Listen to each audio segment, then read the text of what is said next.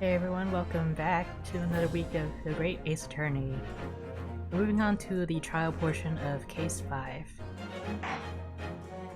After a lengthy investigation, we're here to clear Gina Lestrade's name of murder in the local pawn shop on Baker Street.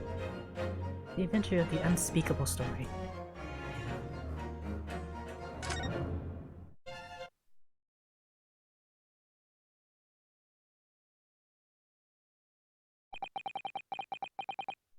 When I awoke the following morning, Susato-san was already gone.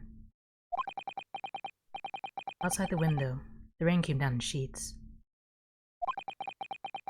And so it began an even longer day than the last, one that I would remember for the rest of my days.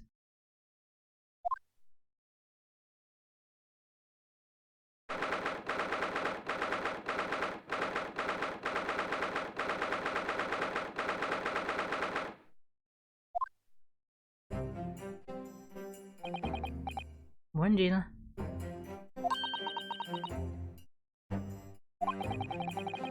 I'm determined to prove your innocence today. I'm sure we can do it. So where's your friend then? Sorry? No, they're in a fancy dress. Susato, how you say it? I don't know. Mrs. Sato had to leave early this morning. She was already gone by the time I woke up. You're alright with that, are ya? Forget about me if you like. Go and see her off. It's fine. I thought Mrs. Sato and I won't meet again. One day. Even so... But you, Gina. You only get one chance. This trial today is all we have.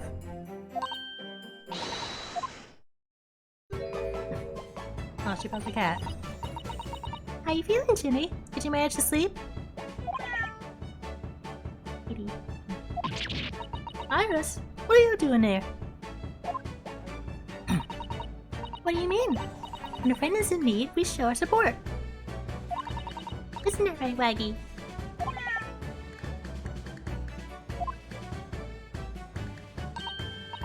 Waggy?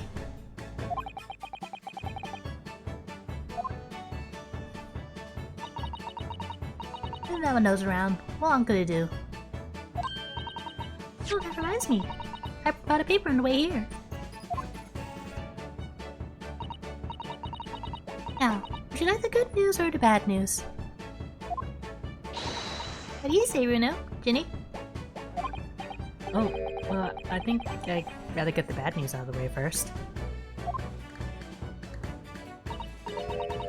Nah, I always take the good news first. You might not live to hear the bad.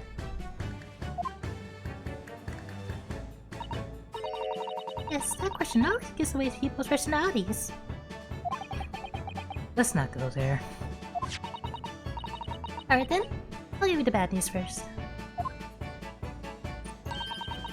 A record amount of rain has fallen this morning, and carriages all over the capital are struggling to move. Huh? So I hope that Susie made her train to Dover and that the train isn't delayed on its way to the port. Gosh, yes. Alright then, so what's the good news? Well, the rain is forecast to subside this afternoon. So even if the train is delayed, it should be able to make up the time later. Well, that's good news, isn't it? I couldn't give a monkeys, really.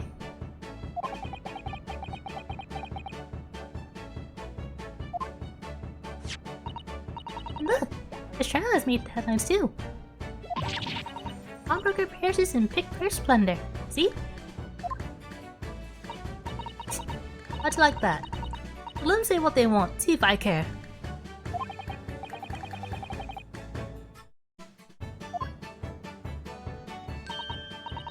Don't worry, Luna will soon show everyone that this headline is nonsense.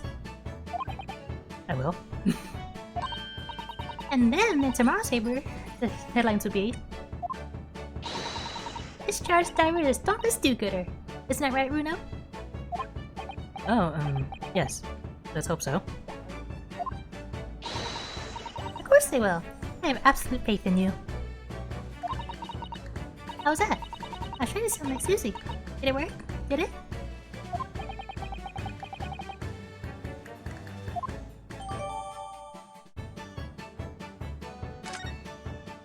I'm gonna need this newspaper later, aren't I? Good luck then, Runo. I'll do what I can. Okay, so got the evidence.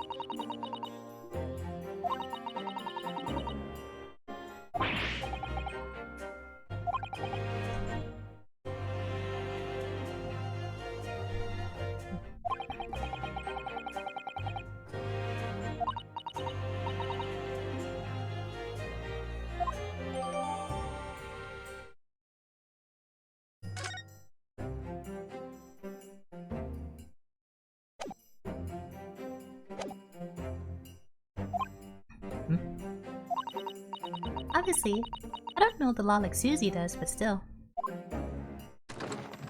I'll be by your side the whole time, giving you moral support and encouragement. I'm not sure that big thing is as comforting as you think it is, to be honest, but... Thank you, Iris. It's very kind of you. Oh yeah, Iris. Yes, Jenny? Well, I was wondering is all. About Sholmes. Did they fix him up alright?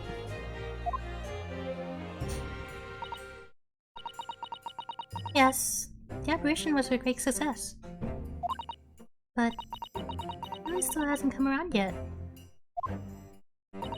Yeah? I've asked a friend of mine at Scotland Yard to send a telegram as soon as he wakes up.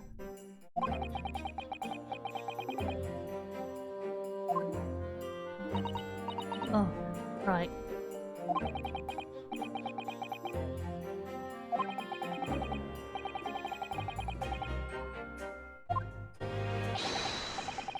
Ishina Lestrade, counter for the defense.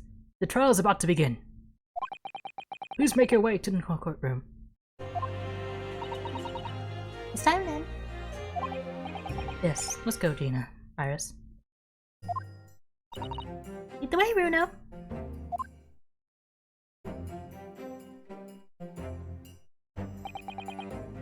Poor Gina. She's trying to put on a brave face, but I can tell she's worried and scared. I have to believe in her from start to finish. That's the weapon that'll secure our victory here.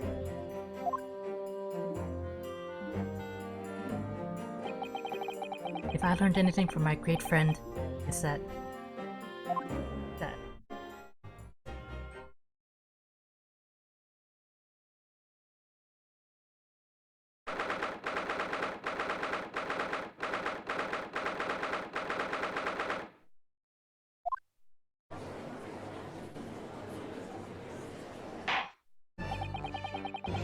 In the name of Her Majesty the Queen, I hereby declare this court to be in session. This trial shall determine the guilt or innocence of Miss Gina Lestrade. I now call upon the counsels for the prosecution and defense to declare their willingness to proceed. The prosecution is ready. The defense is ready. Lord Van Zeeks. My lord. Remind me, how many years ago was it that you withdrew from the public prosecution service? It was some 5 years ago, my lord. Yes, and then 2 months ago you resurfaced somewhat unexpectedly. And here you are again today. Are there some circumstances of which the court should be aware of that led to this erratic behavior?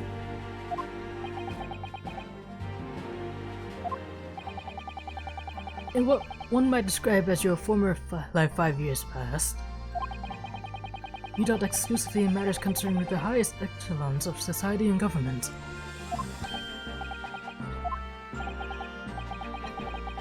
Yet today you chose to try a simple case of burglary and murder. I confess I find it more than a little bit fuddling, Counsel.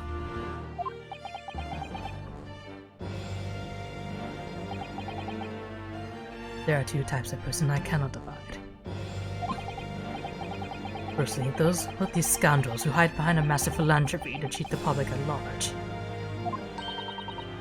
Mrs. McGilded, who you defended against Reaper 2 months ago.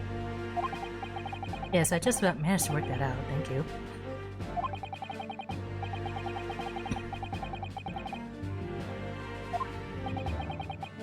And secondly, even more loathsome. Those wily scoundrels who masquerade as allies only to effect total betrayal in the final hour. In other words, the confidence tricksters from those tiny islands in the Far East. The Nipponese. What?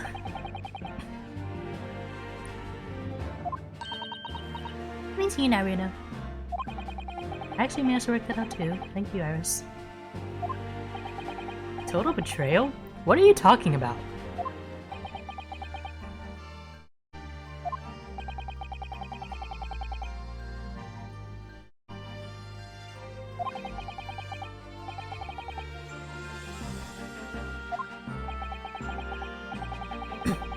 An alarmingly scathing explanation, Lord Van Zeeks. So, the judiciary welcomes the return of the so-called Reaper of the Daily, feared by all London's malefactors.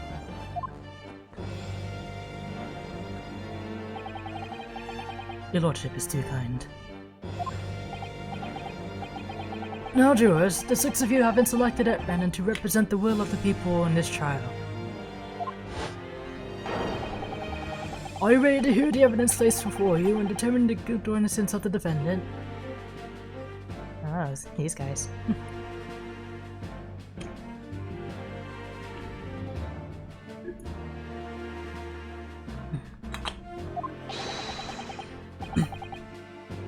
Former lieutenant in the British Army here, don't you know? Just like me, we're born ready. Clean cockery, clean cutlery, and clean conscience. This worship's motto is very appropriate here, I think.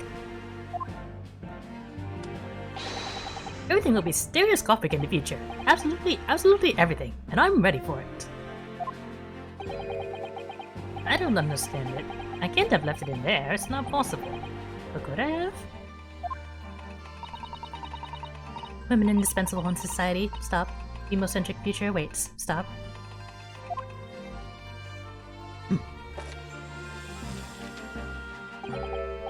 Good day. I am visiting London for sightseeing. I would like to take bus to Crystal Tower, please. I don't think this guy is quite right for jury duty. Is something wrong, you know? Not exactly. It's just... I'm pretty sure I recognize these jurors. Almost all of them, in fact. Really? Coincidences like that do happen from time to time, don't they? But it is quite strange. Jurors are chosen at random from London's 6 million inhabitants, you know.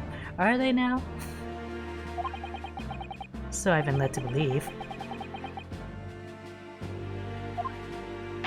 Rigged.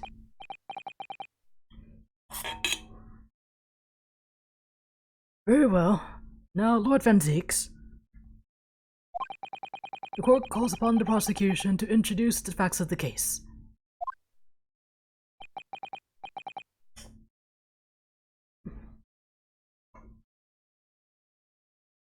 As you wish, my lord.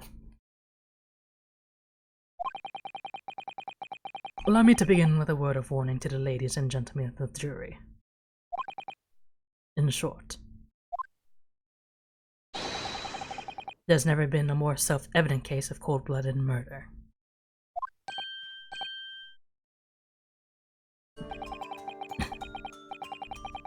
The victim, Mr. Pop Windebank, proprietor of a pawn shop on Baker Street, was shot from behind and died instantly. The prosecution presents this photographic print of the crime scene.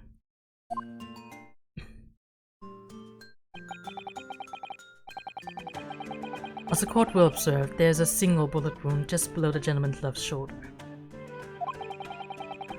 The evidence suggests that the bullet pierced the man's heart, resulting in near instant death.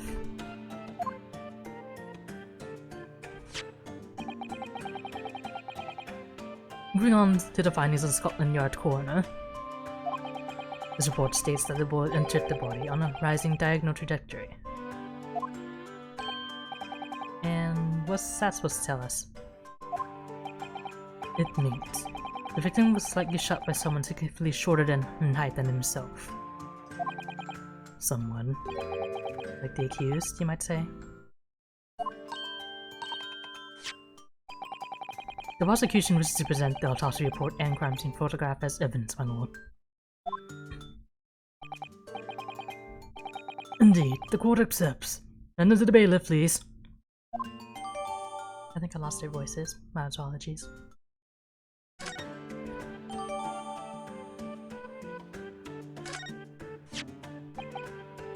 I now ask the court to turn its attention to the plan at the establishment where the incident occurred.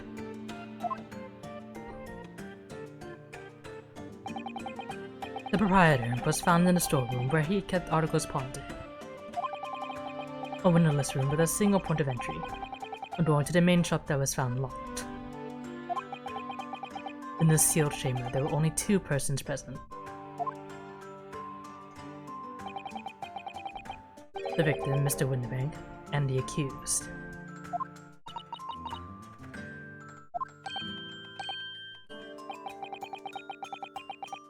It may further interest the court to know that when the accused was discovered at the scene, she had in her hand the gun used to fire the fatal bullet.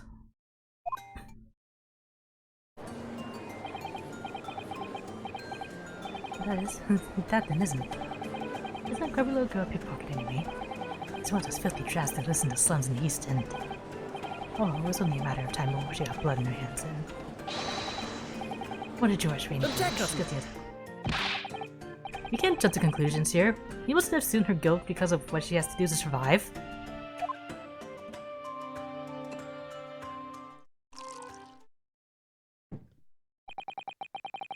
My learned Nipponese friend. It is you who mustn't jump to conclusions. The prosecution has barely begun presenting its case.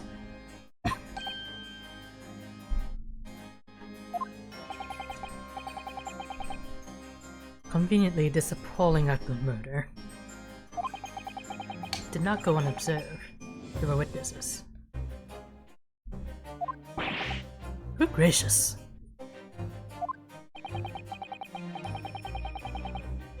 After their testimony, this girl's true nature will be exposed. Pitiful pick first, or a cold-hearted killer. Here's to establishing the truth.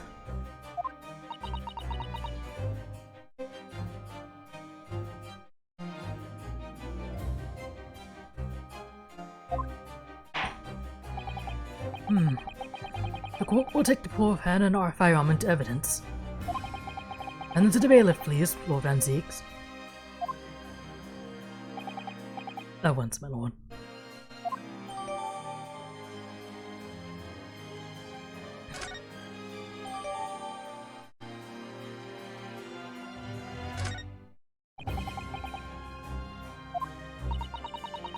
I feel like the moon here has turned very gloomy all of a sudden, you know? I think that's because it has.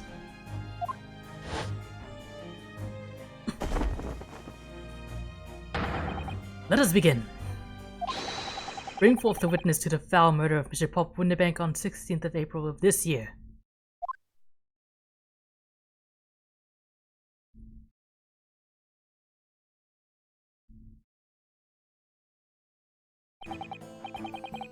Witnesses, state your names and occupations for the court. Name's Nash Skulkin.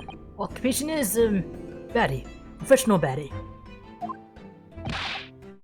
Name's Ringo Skulkin. Occupation's, same as him. Tobias Gregson, Scotland Yard Inspector.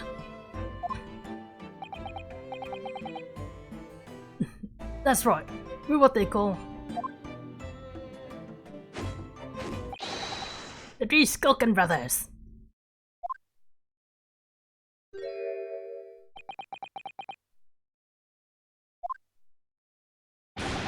What are you looking at me like that for? Don't let me in with you lot. Cool, blimey, that's cool. Don't you know what you're going through?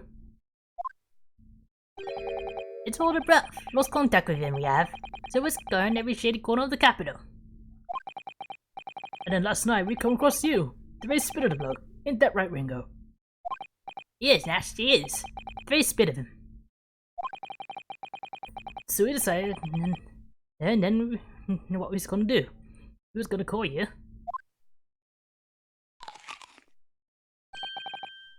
Big Wolf Skulky. Come on, leave it out, you two.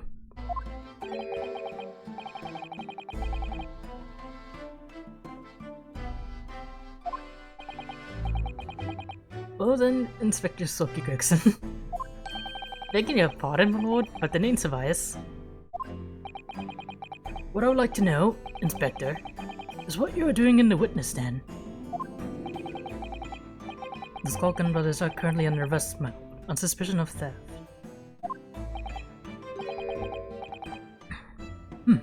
These are they, these three? No, my lord, begging your pardon, but please don't lump me in with this lot. 2 nights ago, these two brothers illegally entered an establishment with the intent to burgle. And in the course of their nefarious activities, they became embroiled in a far more sinister crime. By Jove, you mean to say? What an extraordinary coincidence! Indeed, my lord. While attending to burglarize the pawnbrokery, they witnessed its proprietor's murder.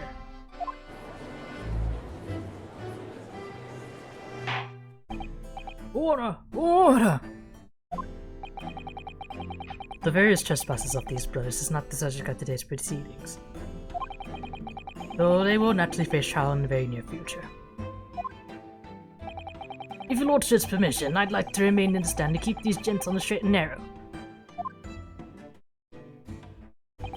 Of course, Inspector. Skeptical as I am about the caliber of these witnesses, I will permit them to take the stand. Mr. and Mr. Skulkin, you will now testify before the court.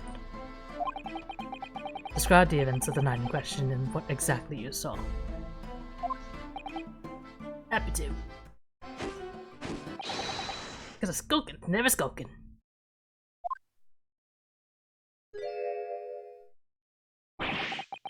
Get out of it!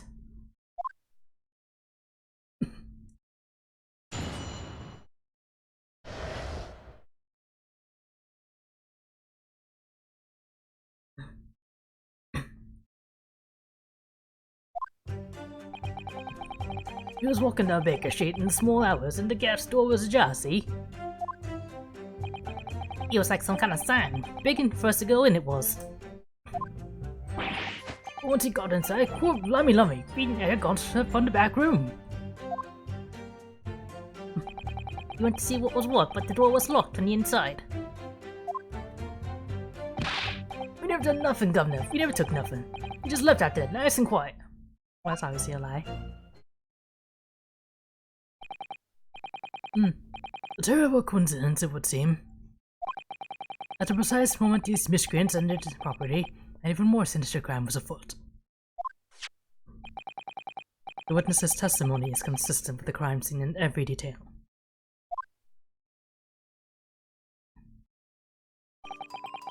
The door providing access to the storeroom from the main shop was indeed locked from the inside. However, then, only the victim and the accused were found.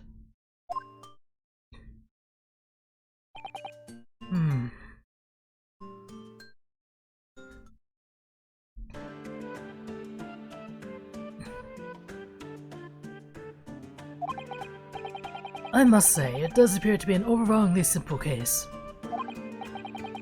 Still, the defense may cross-examine the witnesses now, of course. Counsel, if you please. Counsel? Yes. What's the matter, Reno? Sorry, I was just stunned into silence for a minute by the blatant lies being told by that pair in the stand.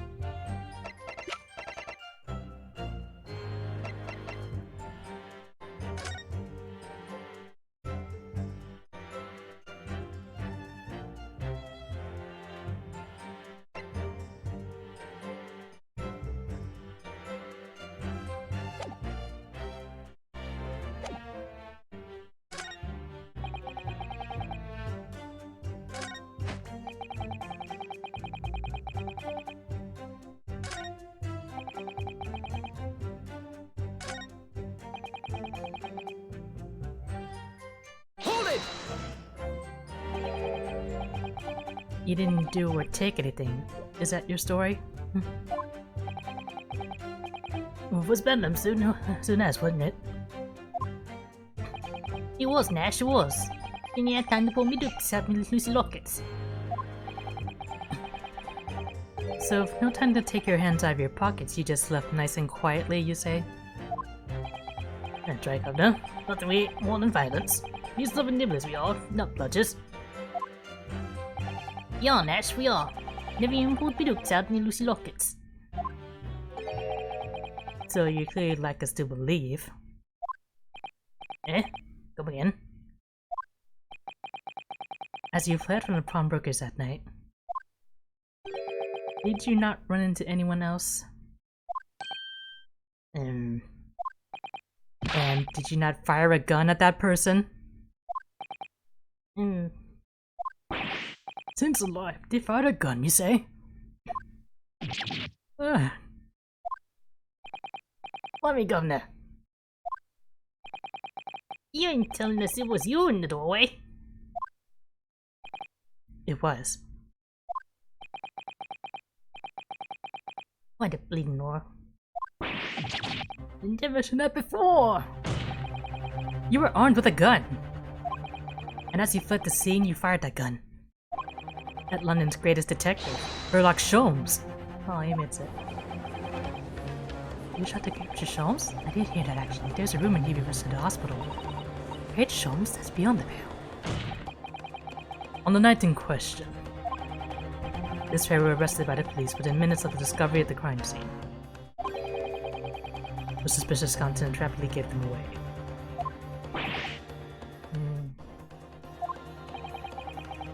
Then when searched, a firearm was indeed found in their possession. Furthermore, the barrel shows signs of a shot having been fired from it.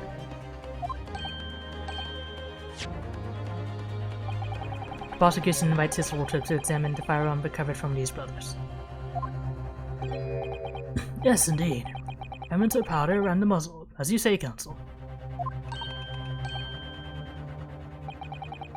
The court will hold this weapon as evidence.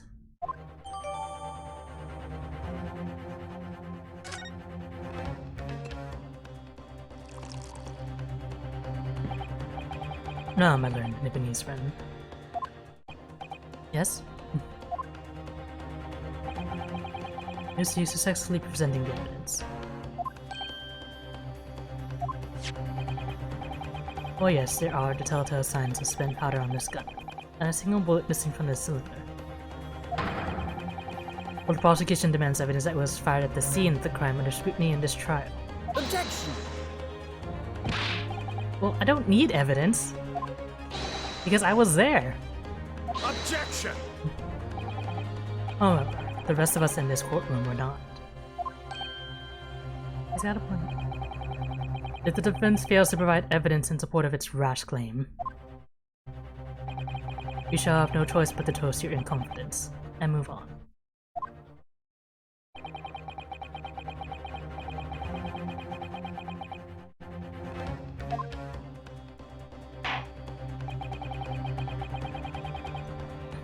The court demands that all claims are affirmed with clear proof. What evidence shows that these witnesses unloaded a firearm in the pawnbroker shop that night?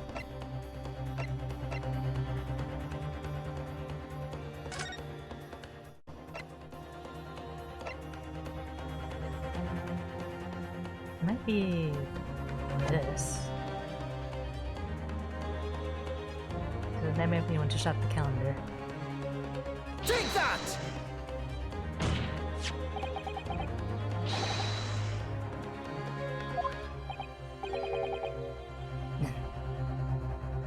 What on earth do you have there, Consul? During the course of our investigations, we discovered a number of bloodstains. Not trusting the police who did a job they're trained to do? How arrogantly Mipanese of you. Well, anyway, we analyzed all the blood samples we found and recorded the result in this portfolio. And you claim to have the evidence the court is demanding therein? Yes, my lord. No more dawdling then, Counsel. Present the pertinent evidence at once. What do you have in your portfolio that proves these witnesses unloaded a firearm at the scene? Take that! What is that? Explain. It's a photographic print taken at Windibank's pawnbroker the day of the incident. From the scene of the crime, is it? Is that a bullet hole? And if my eyes do not deceive me, it appears the bullet is still lodged there. Yes, as your lordship noticed, the bullet pierced Mr. Windibank's calendar. The date shown being the 16th of April, the very day of the pawnbroker's death. The incident occurred at 1 hour after midnight. Well, this indicates that a separate shot had been fired sometime after the calendar had been set to the 16th. That's right. And while it isn't irrefutable, the defense believes, this is credible evidence that the witnesses did fire a round of thunder gun into pawnbrokers that night. Ah.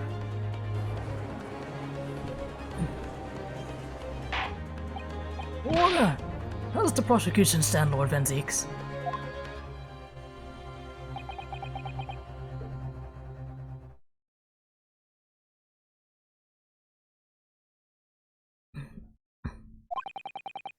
If that is the direction my learned friend wishes to take, the prosecution has no objection. What?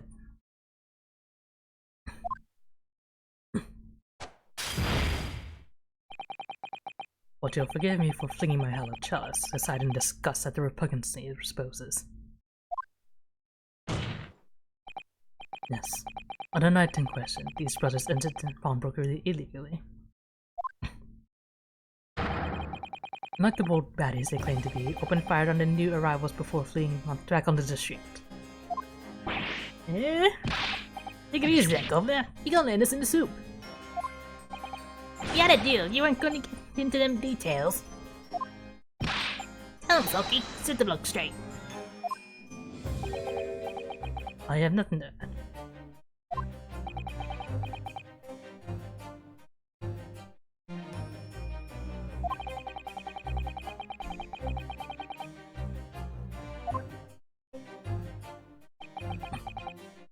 It would seem now that I owe my learned Tiffany's friend a word of gratitude. What do you mean? What I mean is that you have helpfully confirmed an important fact. To what fact do you prefer launch antiques? As has been established, at the point of their arrest, a single shot had been fired from the brother's gun. However, that shot found its target in Mr. Sholmes. Then clearly these witnesses cannot be accused of the fatal shooting of the proprietor and victim.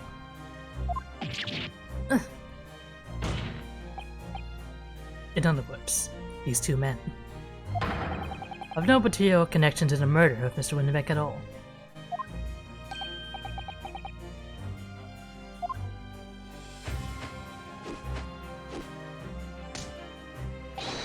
That's it. We didn't have nothing to do with it. We didn't, Nash. We didn't. That's what I reckon.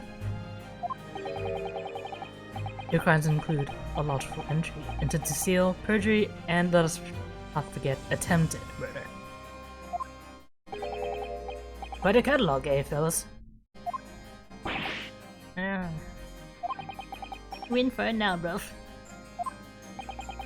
Now then, let's take a moment to consider the aforementioned great detective, Mr. Herlock Sholmes. It would seem the man patronized the pawnbrokers in question somewhat regularly.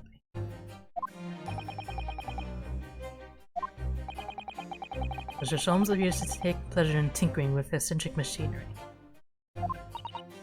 Eccentric? Says who? Not me. Don't give me that look. He installed a pair of machines like this one in the victim's shop. Oh. That's one of Freddy's red-handed recorders. What is that capsule? It has the appearance of a photographic contraption. As your lordship has surmised, it is indeed a camera attached to a small timing device. Every half an hour, it automatically photographs the interior of the establishment. The idea being that if a thief were going to break into the shop, he would be caught red-handed. The prosecution has obtained the photographs taken by the device on the night in question.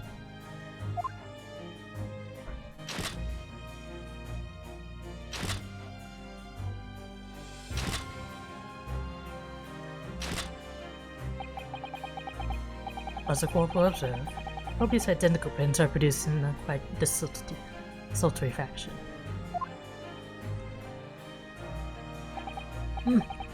Rather approachable, I feel. In fact, there are two such devices in the victim's shop, my lord.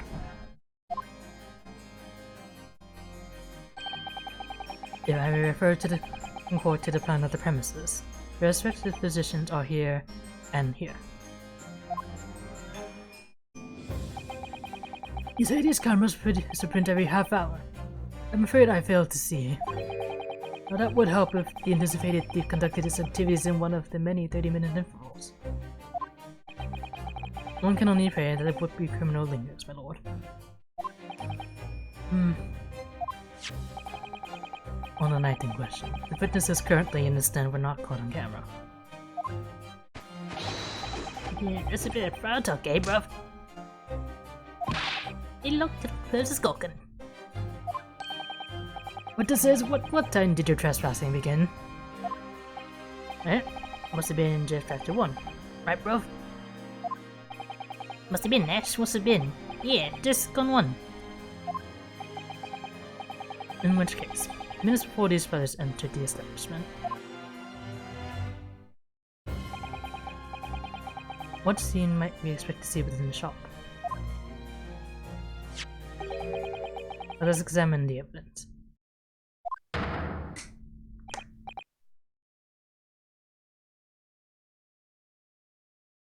Good lord! It's the defendant! It's Gina Lestrade!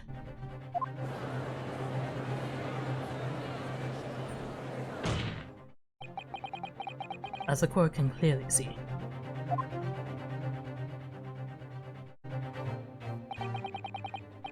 The accused is pictured, gun in hand, facing the victim over the shop counter. And without coercing the proprietor to open the door to his storeroom. What? One can only too easily imagine the events that unfolded.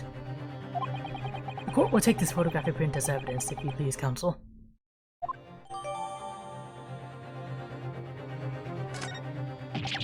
I don't believe it. Ginny. In short, the accused is the only person who could possibly have killed Mr. Winterbank.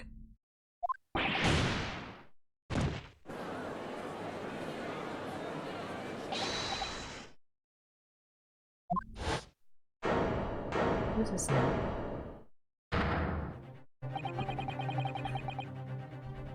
Wonder if I might put in a word at this point. Go ahead, Mr. Foreman.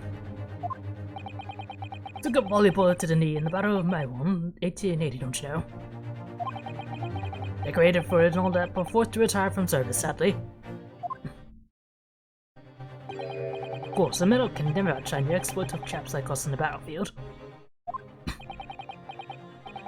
Yes, Mr. Foreman, and what exactly is your point? Carried on a battle after retirement, you see. The battle of daily life, if you like. And here I am now, leading this small squadron. 6 men, all good and true. And we'll all go down together, you mark my words. One for all and all for one.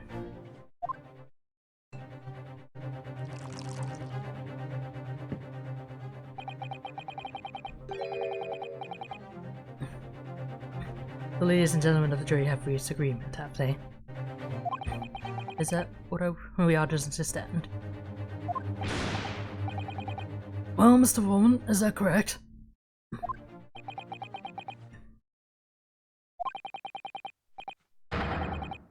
In a manner of speaking, yes. That is the Gyarados Squadron's position, sir. What? No, it's too soon to make a judgment here. Status report for the court, Ben, on the top. His lordship insists on promptitude at all times, and that goes for making decisions too. I think you'll find the truth is as clear as day now.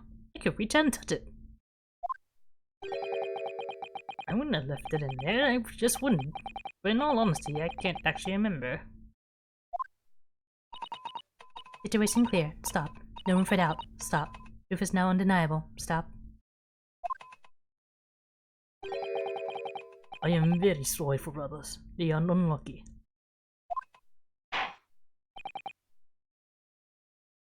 Very well. I now call upon each member of the jury to state his or her leaning in this matter. Announcer considered verdicts to the court. Guilty. Guilty. Guilty. Guilty. Guilty! Guilty.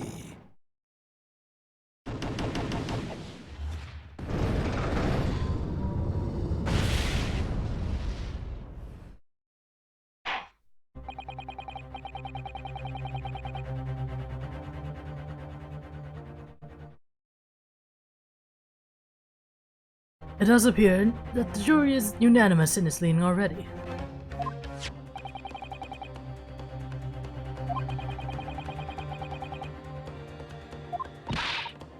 But he didn't sue him. No, of course not. My lord, the defense wishes to assert its right to a patient examination. Very well. The court grants permission. So, you refuse to admit defeat again. Oh, unsurprising. We shall proceed immediately with the summation examination. Mr. Foreman, are all members of the jury ready? Absolutely, sir. Always ready for action, my chaps. Very good. Ladies and gentlemen of the jury, you will each explain on what grounds you have determined the defendant to be guilty.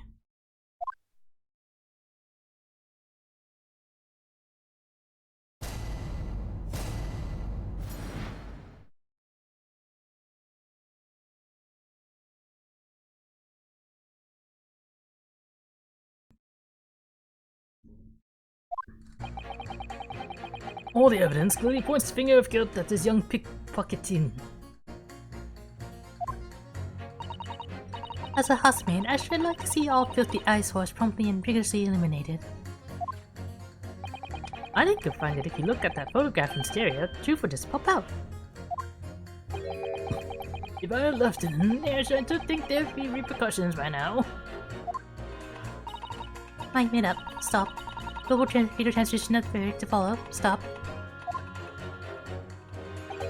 In motherland, we'd say never judge by clothes, judge by head. I am convinced brothers are innocent.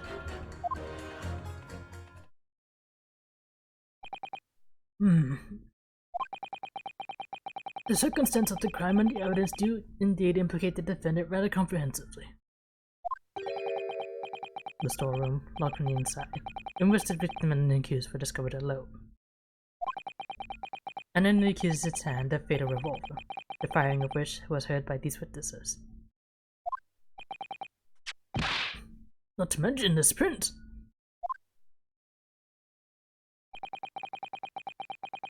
Think from a chap who's seen action on the battlefield. That young girl's on the verge of pulling the bullet trigger.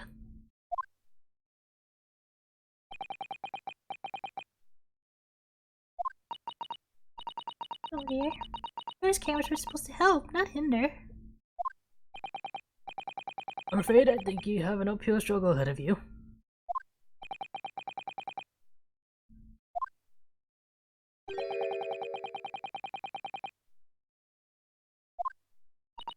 Agree. You have the floor, counsel. Proceed with the summation examination.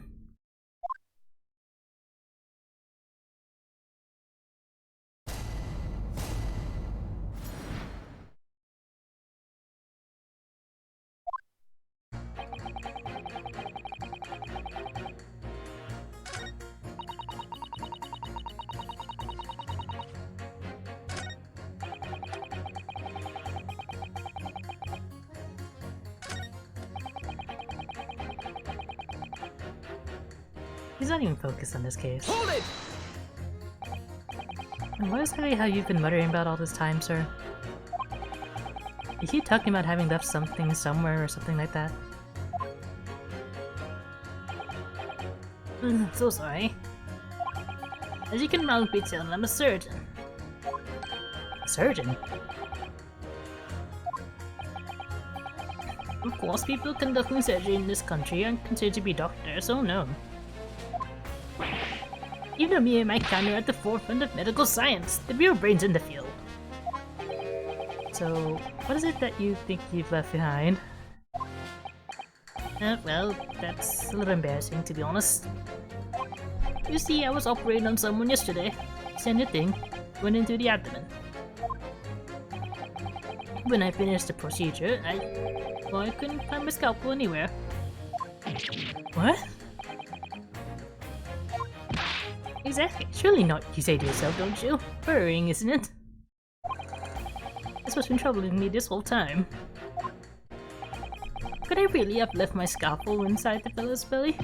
No, of course I couldn't. So, there you have it. Like I said, a little embarrassing, really. That's one way of putting it. The other is manslaughter. That's exactly my concern. And seeing as this case appears to be all but sewn up, I need to focus on trying to remember exactly where I've sewn up elsewhere. No, I'm sure I made sure everything was back as it should be. Well, as sure as you can be without being sure.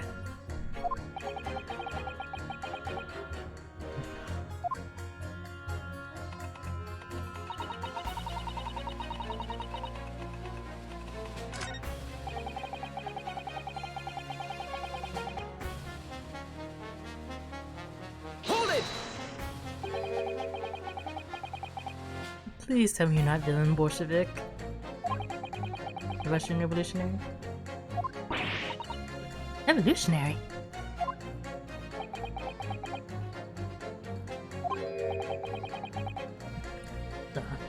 I believe that is still a rumor. It's just a rumor? As you see, I have unfortunate appearance. I look like vicious brute.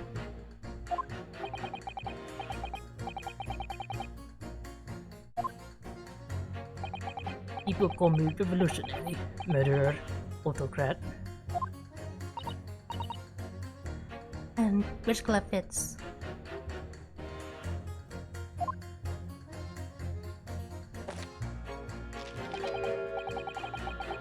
Good day. I am visiting London for sightseeing. I would like to take a bus to Crystal Tower, please.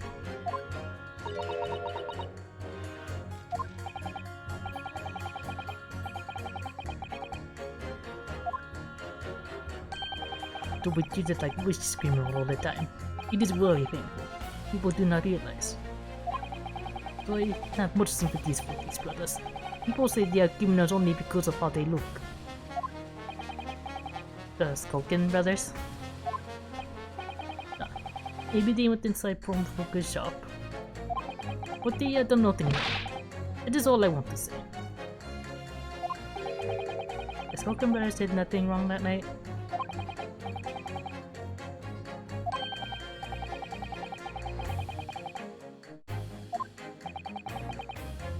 Tell me something, Iris. What is it, Bruno? The jurors are chosen at random from the inhabitants of London Tower, aren't they? Yes. It's amazing, isn't it? In that case, how's it that there's a Russian tourist sitting among them who looks for all the world like a Russian revolutionary? I wish I knew.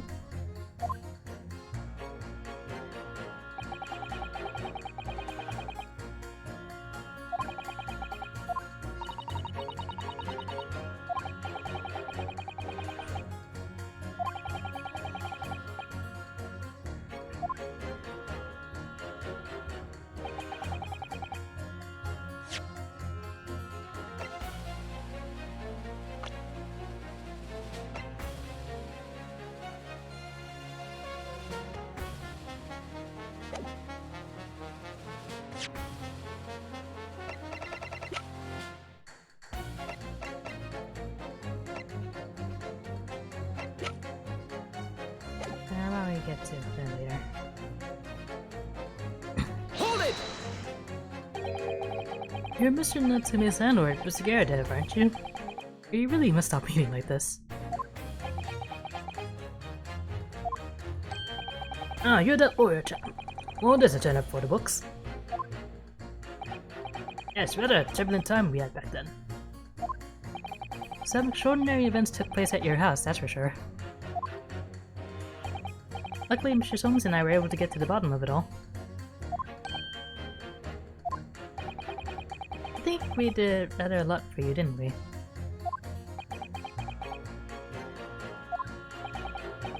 I mean, obviously. I wouldn't be suggesting that, therefore you should change your leaning to not guilty or anything. Can't be denied, I suppose. The courts of the Garadev house was the talk of the town after that business. I just moved out and I couldn't get a police soul to take off the tennis. Oh. I would not know how to break the news to Joni yet. But enough the whole ghost clapped up. Yes, can't be denied. We did do rather a lot. Well, not for us, that's for dash certain. I suppose not. Of course. There can be no suggestion of that being the reason I'm leaning towards guilty here, obviously.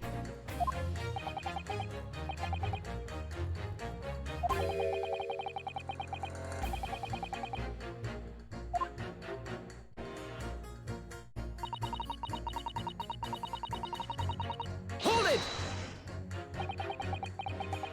Polishing the bench, I see. Again. A maid's work is never done. None of the mission must remain. What exactly do you mean by filthy eyesores? On my way to market for his lordship, I have to pass through the East End. The place is full of beggars, pickpurses, and crossmen. The scum of the earth. A little harsh, perhaps. Let me be plain. If it were up to me, all those backslums would be made sick and span or eradicated. At least we were people like the great detective working to achieve these important goals. You're referring to Mr. Sherlock Holmes? That's right. I like to keep abreast of his exploits by reading Brand's magazine in between my duties. I just wonders, cleaning up London streets. In my opinion, it should be declared an honorary maid of the capital. Mr. Sholmes? A maid? It's really quite unforgivable. Dr. Scum had me at the destiny to shoot our very greatest detective. Minor detail. It was the two brothers in the stand who shot Mr. Sholmes, not the defendant. A minor detail indeed. They're all gutter scum as far as I'm concerned. Well, this might be a idea to get our facts straight anyway. Yes, alright. I'll show him in my statement.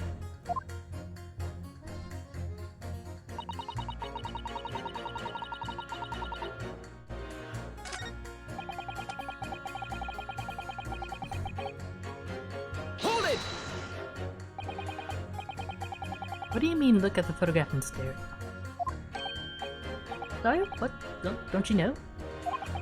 If you look at the photograph I print normally...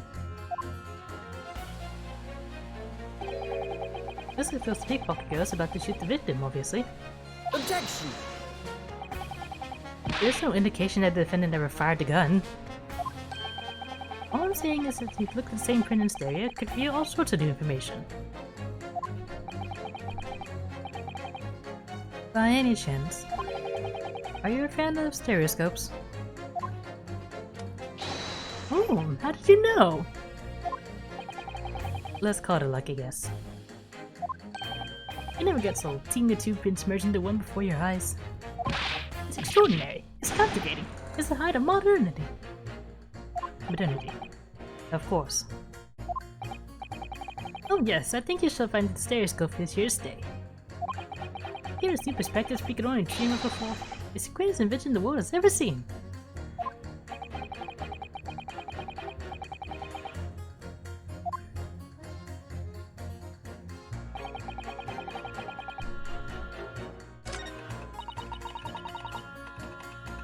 Hold it! Sorry, radio transmission? What do you mean? Are you from the Far East? Stop. Yes, from the Empire of Japan. All communication with Far Eastern nations used to take place by mail. By mail, steamers take more than a month to complete the journey. But now we have the electric telegram, so we can send messages using electrical signals. Thousands of miles of cables have been laid along the ocean beds connecting the entire world. Thousands of miles of cable? On the ocean bed? Feel well informed, young lady. The cables will soon become the thing of the past. Stop. And this when I was trying to catch up. Radio transmission is the future. Stop. Message is carried over airways to the four corners of the globe. Stop. Excitement growing. Stop. Atmospheric electric. Stop. Right. Air wireless telegraphy. Stop. Jamming technological revolution. Stop. And people will say inventions like the stereoscope are the height of technology. What other piffle? I can't understand it. I really can't. They're just silly toys.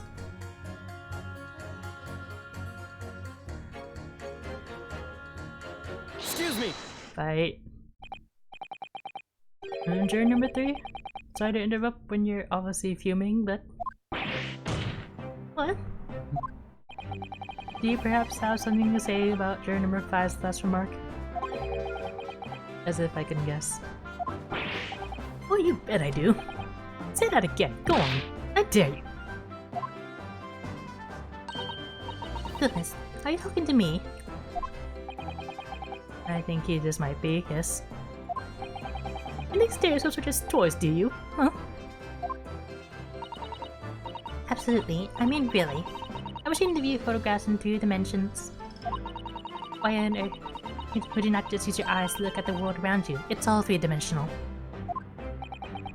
What a great rated piece, man.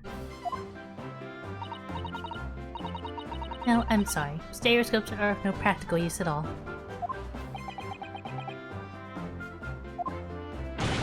You just don't know. pardon. I think you'll find that being a photograph through a stereoscope can unlock all sorts of possibilities. I'm obviously good enough to demonstrate. What sort of possibilities? Well, take a crime scene for example. If you had a pair of photographs from a fact scene that you could view through a stereoscope, you could reveal hidden clues you'd never even noticed before. What? Have you got any right now? Any prints you could look at with a stereoscope?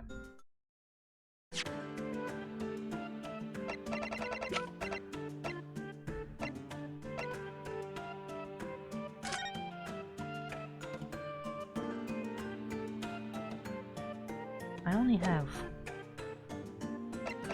this one print and 2 tickets. But that's not the crime scene.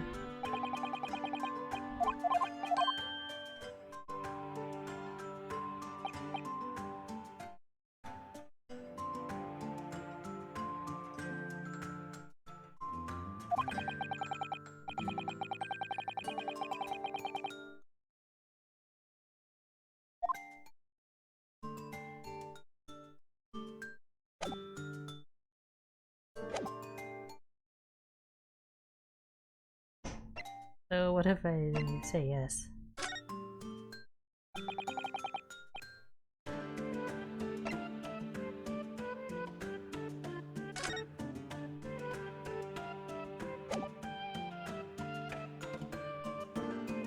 Take that!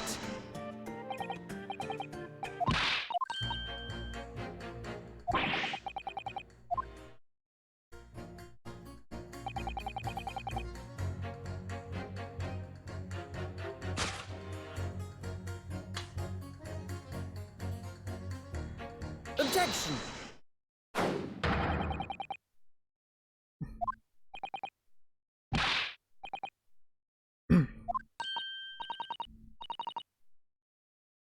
My statement? Contradictory? Contradicts. C-O-N. Chair number 6, you got the wrong end of the stick. I do not have stick. I have mouse. As chair number 2 said earlier, when the Skulkin brothers fled the scene on the night in question, they fired a shot from their revolver. Yes, this shot poor Mr. Sholmes in the abdomen, I understand. Sure you're not going to tell the court now that you didn't hear? Abdomen. Abdomen. Sir? Sorry. My English is still learning. You are telling the court you didn't hear?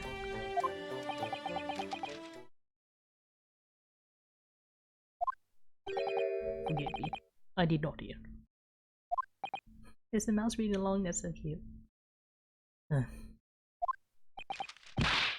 Oh, here's where. Abdomen. What a person's body containing stomach and other vital organs.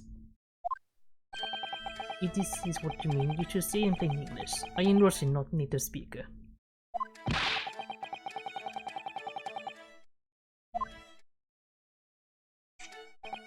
So, you're telling me these brothers who look like criminals were lying?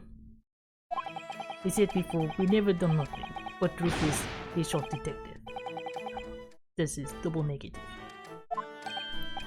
Yes, that's exactly right. Oh no, the mousey. Ranky's wrong. It says you and I is said by a person who looks like criminal.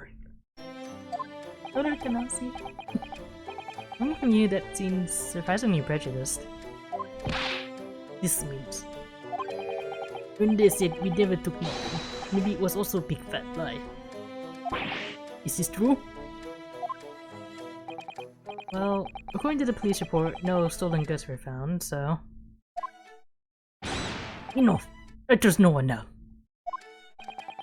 It's not the mouse's fault though, sir. I must see with own eyes. I must investigate crime scene myself. I'm afraid that won't be possible. Yes, it is, Reno. Easily. Sorry? the prints from Pearlie's red-handed recorder. If you compare to print that pictures Jenny in the next print from half an hour later, you'll be able to see straight away if anything was taken or not.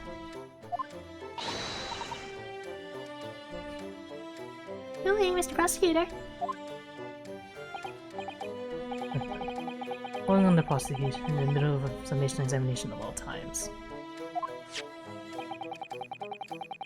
The print showing the accused threatening the victim after she broke into the shop is this one.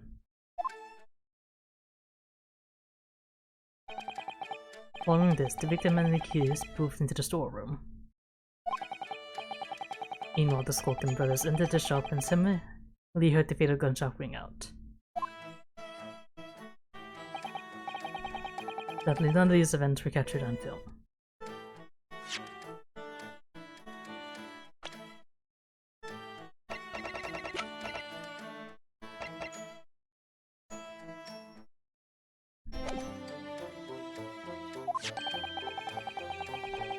This is the print produced by the camera half an hour later, after the brothers' flight.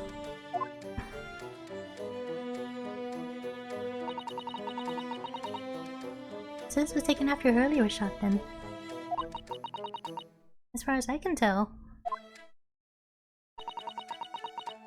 nothing has been taken. That does seem to be the case.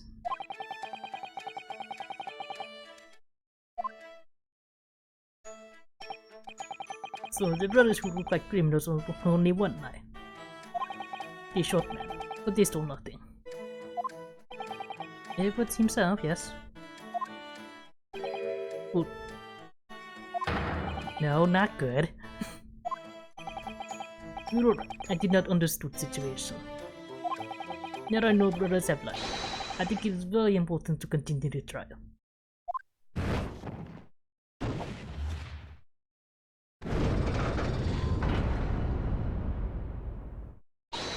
Hey, well done, Bruno. The balance is shifting. Oh, it's a start, I suppose. But there must be more on what these jurors are saying that can use to expose the truth. If I can do that, we just might turn the situation to our favor still.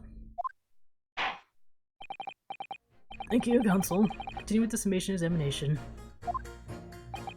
And kindly hand that new photographic print to the bailiff to be filed as evidence.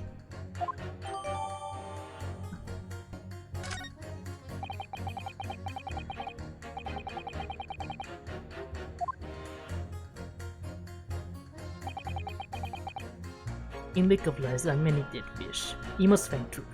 Therefore, I see no guilty verdict.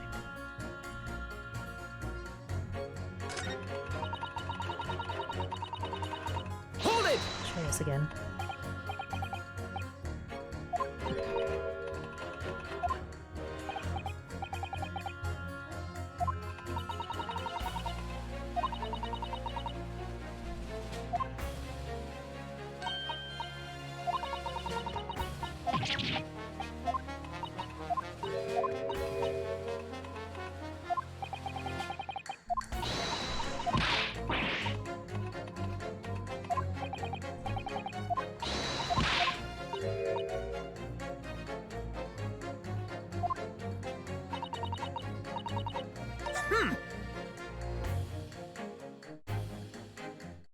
Excuse me.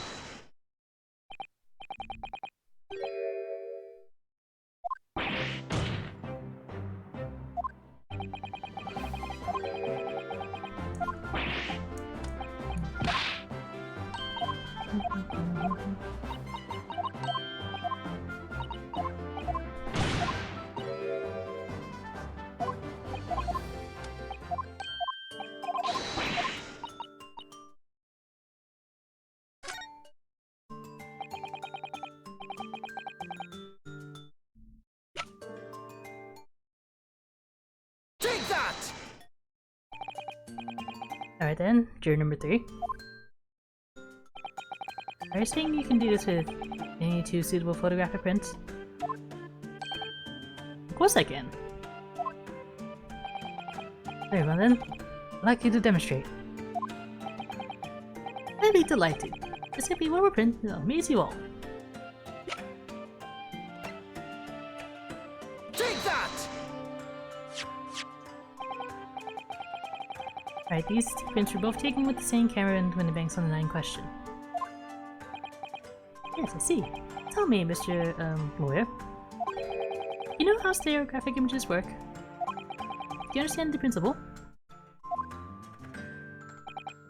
Well, I think so.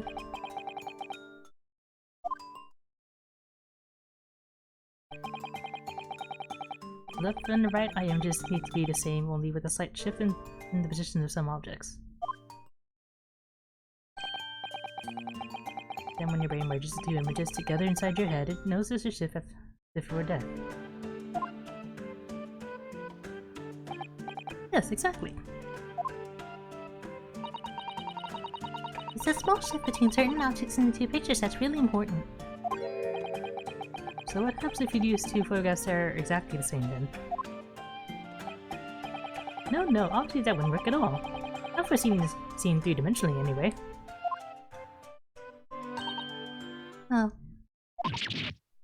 Oh. Of course, now I see. I think the young girl has discovered the secret. I have. Can you cross your eyes before you tell me? I'm gonna look at these two pictures from Hurley's camera right now. Go on.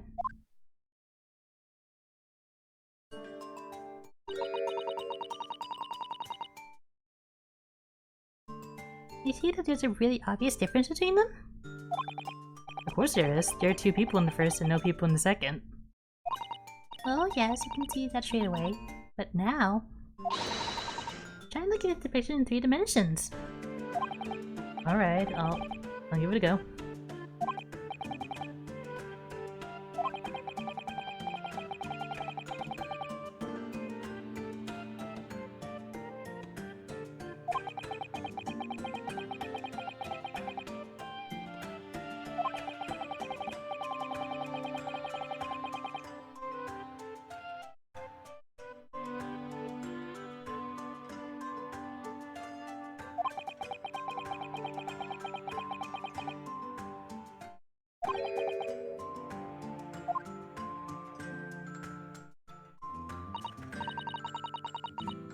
Did you manage to see it properly, Runo?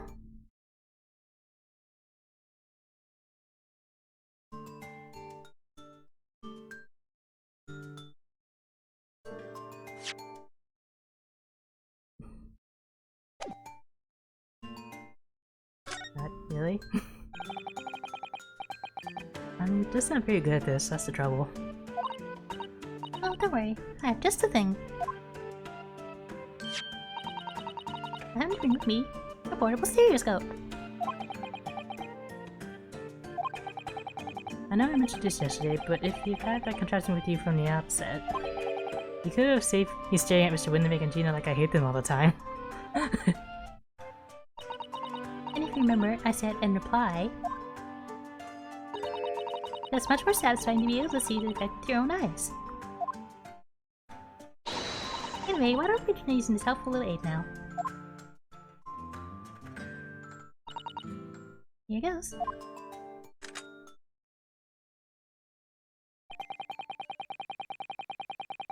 Thanks for this.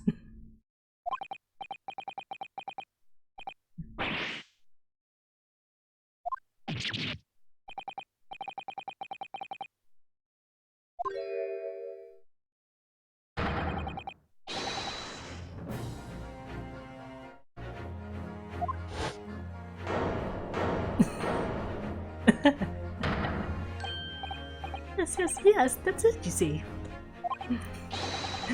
This is still the amazing power of stereoscopes. Other amazing power? Is someone gonna swing this like magic, eh? Why don't you do some of the things on the camera seem to jump out at you like that, huh? I think you'll find that if you consider the basic principle of the stereoscope, you answer your own question. Basic principles of the stereoscope. As I said before, if you try to look at 2 identical pictures using stereoscope, it won't work at all. It's a slight shift in the positions of certain objects that lets you see the pictures 3-dimensionally. In other words, even though at first glance it seems the objects on the counter haven't moved at all between the two pictures.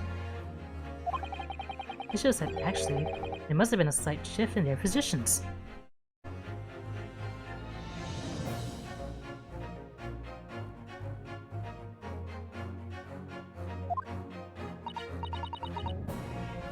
Yes, it must have been.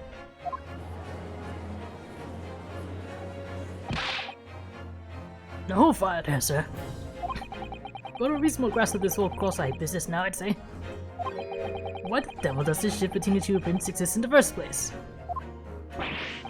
Well, what's the answer, fella? Come on, you're the cross-eyed master. What? Me? No, Bruno. It's quite simple. It is?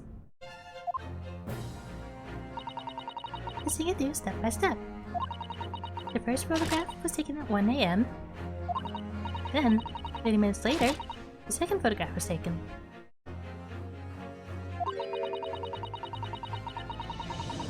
But the position of some items on the counter used to shifted slightly in the interim. So that means... That means that sometime in the half-hour interview, someone must have tampered with the things on the counter. Skulkers! No one tampered? Information, stop. Not mentioned in testimony so far, stop.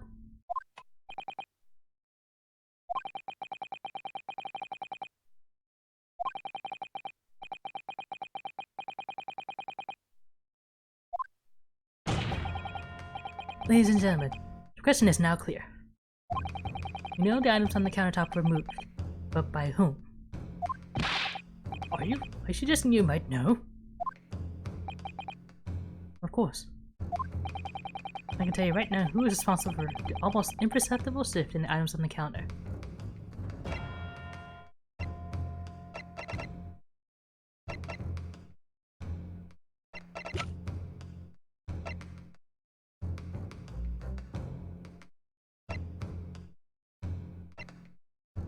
Hey, Ringo's the older brother.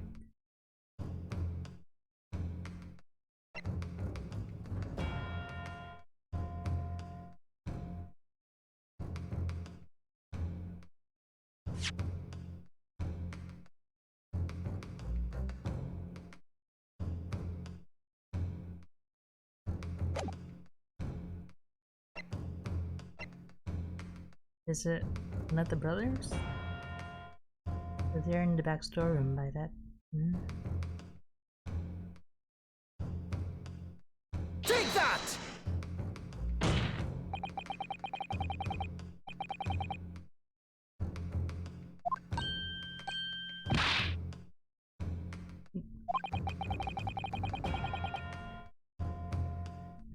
This was not agreed with what brothers did in testimony before. They said they did not even have time to pull Dukes from Luxie Lockets. My trace was that Dukes is meaning hands, and Lucy Lockets is meaning pockets. This is another lie? Is this what you are saying? Yes, I'm afraid so. Now, hold on there a minute. You can't be sure of that. I'd agree. The accused is a common pick purse after all. It's perfectly possible that she went through the things on the desk to see what she might steal. I think that's unlikely. And why exactly? As you can see from this photographic print, the defendant was pointing a gun at the victim. It would seem, as my learned friend indicated, that she was coercing Mr. Winderbank to open the storeroom door.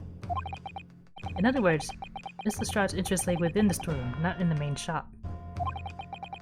There were no reason to touch anything on the counter.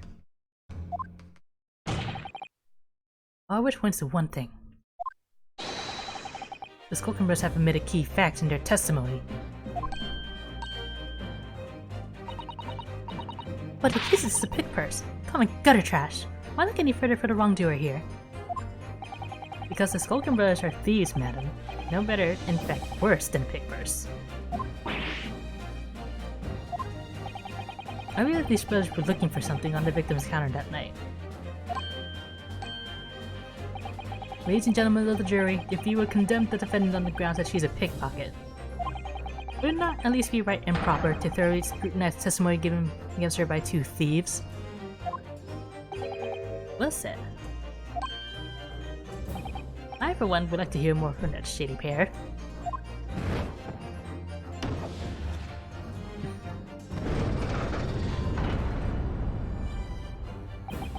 Can you all see now? I think you'll find stereoscopes aren't playthings. You've seen their extraordinary potential firsthand.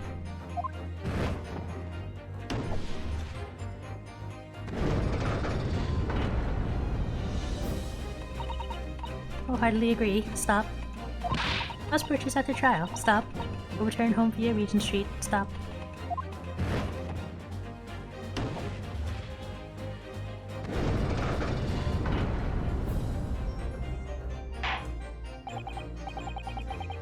We've seen this trial has yet to run its course. Ladies and gentlemen of the jury have declared their inclinations via the mighty scales of justice. I hereby call the summation examination to conclusion with the balance altered in the defendant's favor. To lean to guilty, or lean to not guilty. Accordingly, the jury is without consensus. And I order this trial to continue. Yay, well done. Oh, by the way, But you should hold on to this, Reno. You never know when it might come useful.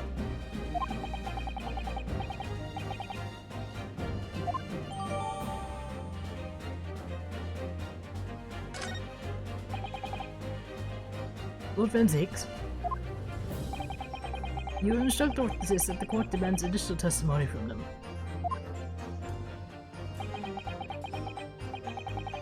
I'm sure I won't spoil the opportunity to do so, my lord.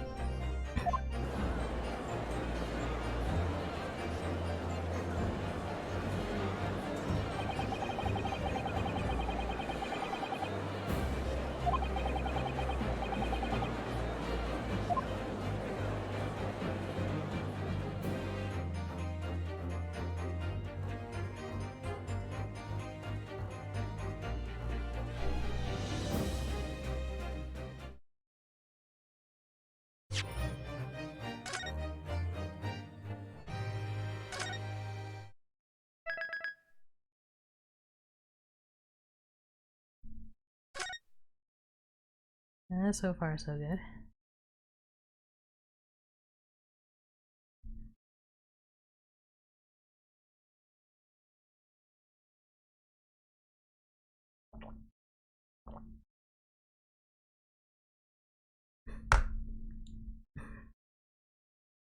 Seems my voice doesn't seem to be working well.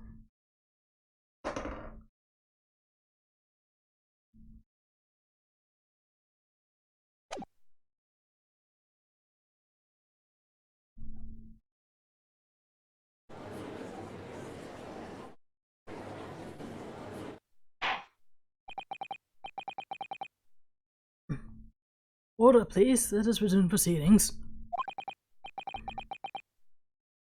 What is this? You will now retake the stand.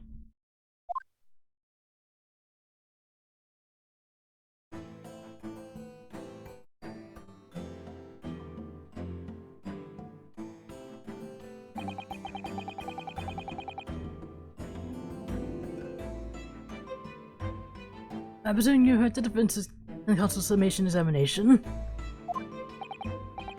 Oh, yeah, Governor.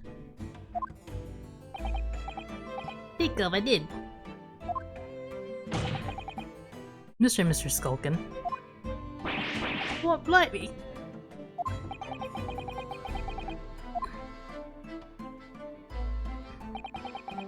In this trial, you gave the following testimony about your actions after you entered Winterbanks.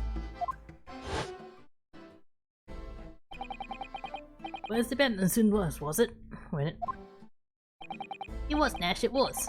You had time to pull me jokes at me Lucy Lockets.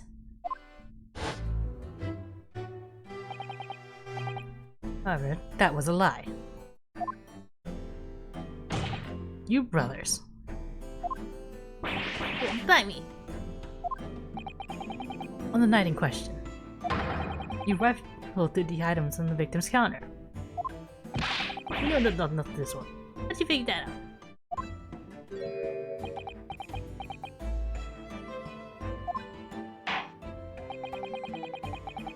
You will now give formal testimony once again. You will tell the court precisely what happened on the night in question. And this time you will tell the truth. Each line that passes your lips serves to increase the severity of your punishment. And that, gentlemen, may deal a crushing blow to your chances of ever seeing the light of day again.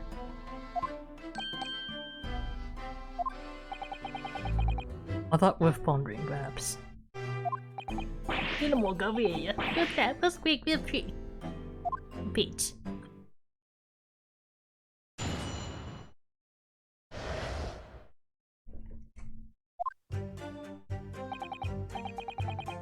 I did knock a few things over, but we weren't rifling for nothing. It was when they had the gunshot, see? Miss both jump and all that stuff went flying. No, it didn't knock him, you're right. It was thinking the shit to come out the door to get us next. We stuck everything back where we found it and scattered it. Sprayed it into him in the black. We could have shot the pawnbroker, see? We never even had a chance, did we?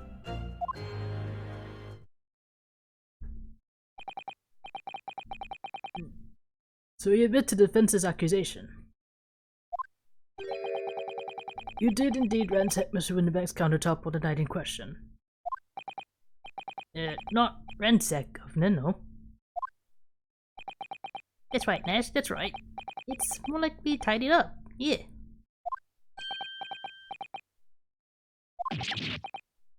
Sorry.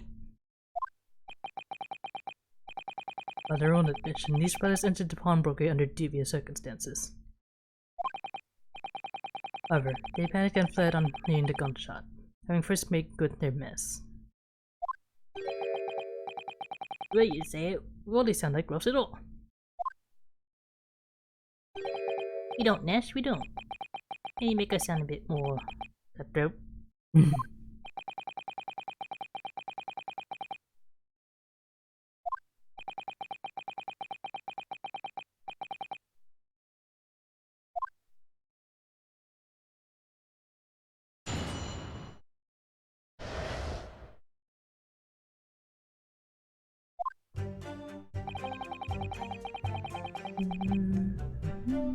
That's everything.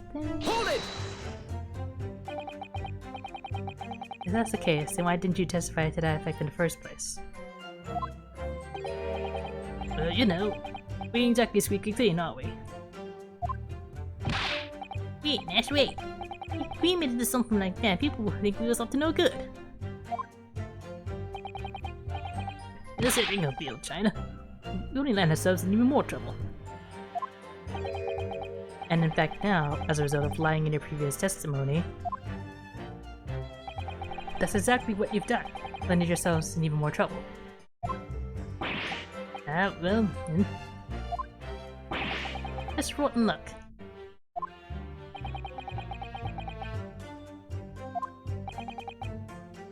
Witnesses, explain your actions to the court. Why did you ransack the victim's counter? You never ransacked nothing. Right, Nash, right. Or they tie your face up.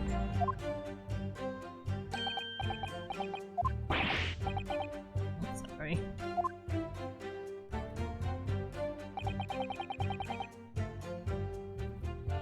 Hold it! So what you're saying is, the sound of the gunshot shocked you so much you knocked all those things off the counter? Oh, shocked one of us that much, yeah. This vagabond needs to learn to keep his shit on. Look, it was loud, alright? Blimey. We did granny well walking up in that bang. Big Protheus is here like a blooming baby and fell over on the counter. He knocked over a lot of books, a candle stick, and some school and whatnot. I got taking some bayonet, what knocked over a picture frame, what knocked him scales on the floor. You really rested working quietly then. What a racket. You can't even put skin back into a grave with a clatter like that. So in short, the gunshot took you by surprise. And then some time. I mean, it was quiet as a mouse, and all of a sudden, BAM! Excuse me! Inspector Gregson, do you have something to add? Like I keep saying, I don't appreciate being lumped in with these scoundrels. No, something to add about their testimony?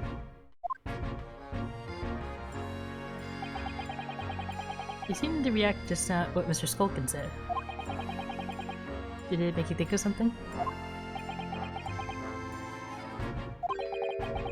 There's probably nothing, of course. I wouldn't even bother to mention it, only... Well, the fact is, cases don't get solved if you ignore the little details. How about you just tell us what's on your mind?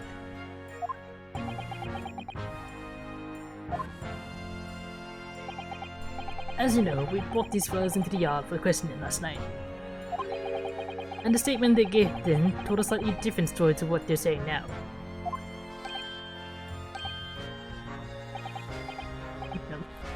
Yeah. He claimed he heard the victim shout something out before the gunshot. Might have, Gov. Might have. Does ring a bell now you mention it. Granted, it's only a minor detail, but still. I can't help being that perhaps you've been a bit sloppy with your testimony here, eh, fellas? If I discover the witness's testimony has been any more sloppy than it has hitherto proven to be, I shall be forced to bring the very harshest punishment to bear against them. Easy, easy. We'll get it right this time. That's it, yep. It's all coming back to me now. Then speak. Supplement your testimony with whatever details have miraculously returned to your questionable minds, sirs. Right you are, Gov.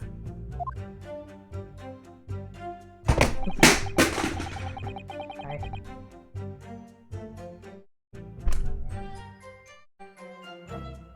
Just before the gunshot, we had a voice here. Now, give me that gun.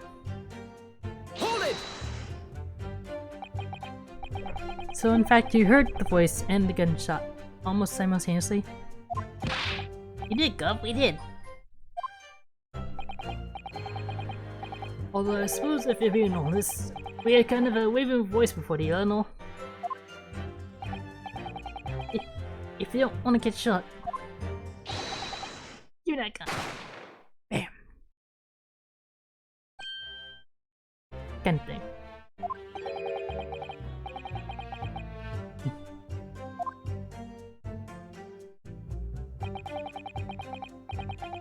And where were the voices coming from? Could you tell?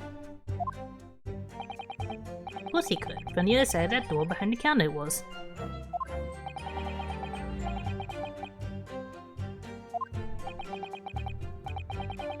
And the voice you heard, it was out of the victim, Mr. Winterbank. On my granny's life. Of course it was. On his granny's life. Of course it was. So that would mean that you both knew Mr. Winterbank and the sound of his voice? Eh? So that would mean what?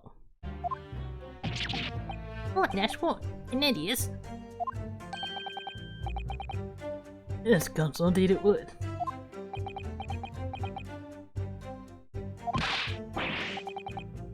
No. We didn't know the geezer. How am I supposed to deny when that bloke in the fancy clothes was giving us the evil eye?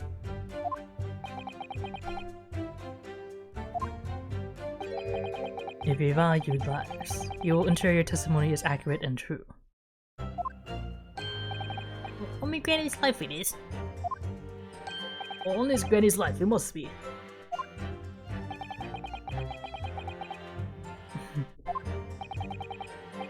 To summarize then, immediately after hearing the voice of the victim, you then hear the gunshot, causing you to stumble and upset the items on the counter, scattering them over the shop floor. You make it sound like we're clumsy. Don't forget we tied it up after like good little boys. Anyway, the way I see it.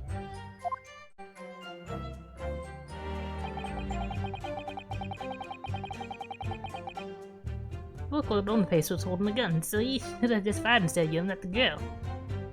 Hold You saying that Mr. Olympic had a gun in his hand? Oh yeah, bet there was a sight, eh? Two waving them guns at each other. Must have gotten pretty heated. I mean, just before he shouted out, we had the geezer say, if you don't want to get shot. It really sound like you meant it, mine. More like an empty threat, you'll say. Mr. Winterbank was known to keep a revolver on his shop counter at all times. People say that to protect the articles in his keeping, he'd readily put a bullet in someone's head if required. That someone being himself. That someone being himself, of course. Good grief. Extraordinary devotion indeed, if alarmingly misguided. Well, he certainly sounded like he was ready to pull the trigger the other night. Only the person is gonna beat him to it. Put this goose crawler. I wish he'd squeeze the trigger instead of wasting time shouting, give me that gun. And it was directly after those words that you heard the gunshot?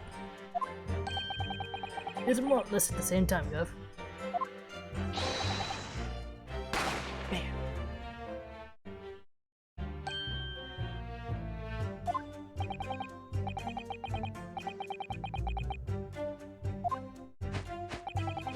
Then we had it sound zoned in the deck.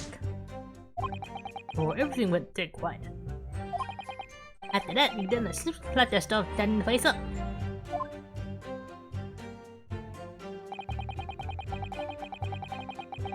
I mean, it didn't have to give me a fright. Hold it! So you didn't try to open the storeroom door then? Not in your life. It went definitely quiet after that, it did. Put the wind right up on me. But anyway, the door was locked, wasn't it? No way that was opening. Yes, of course. It was locked from the inside, or so we've been led to believe. It was, Guff, it was. On the inside. Right, so we had no way of knowing what was going on in there, did we? Unless there was some other way to get a view at the inside of the storeroom. Like through the keyhole or a spy hole, perhaps? Don't ring no bells, don't light no lights. We have to gun run before we notice anything like that. We still got no teeth in this game, see? For one day. We really cut that mustard. Please, cut it out. But as we know, behind that door was the victim's lifeless body, with the accuser not 2 feet away.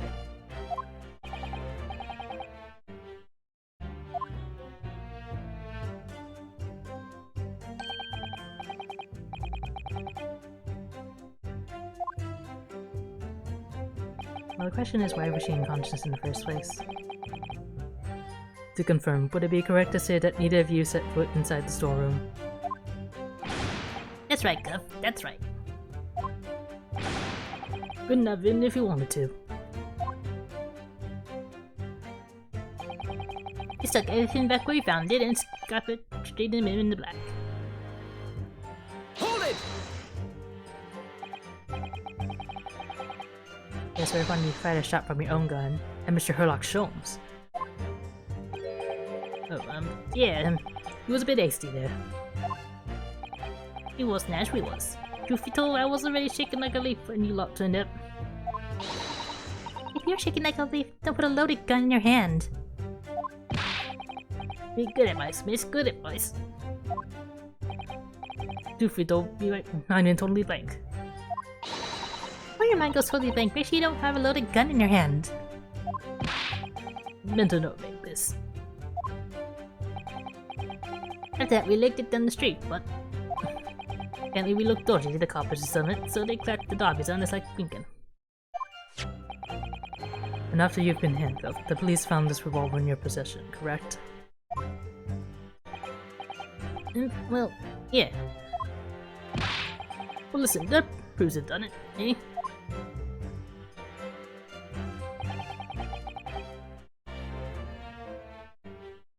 Hold it!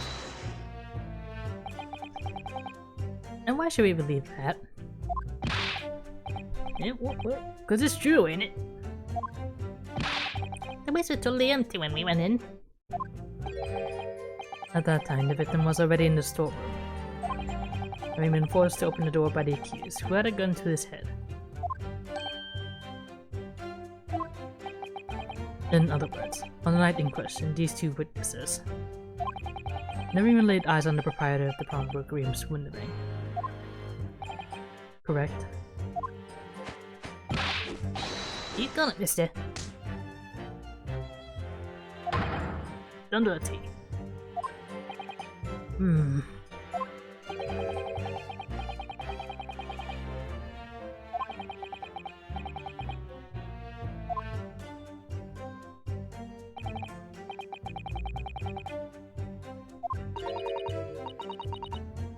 Thanks, Sabrina. You look very fierce. I could pour you some herbal tea if you're tired. Oh, thank you, but I'm fine. Being such a logical thinker, you'll probably laugh. But I feel as though these predators are still hiding something. Something important. It's nothing more than a feeling, though. I have no proof to support it.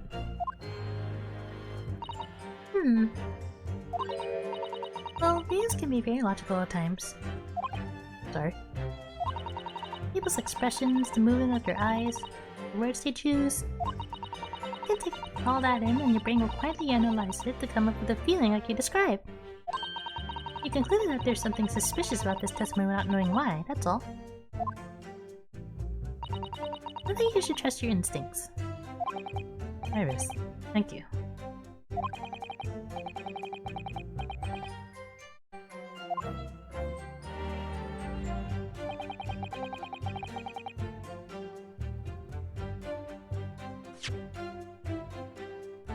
So far, nothing's come up.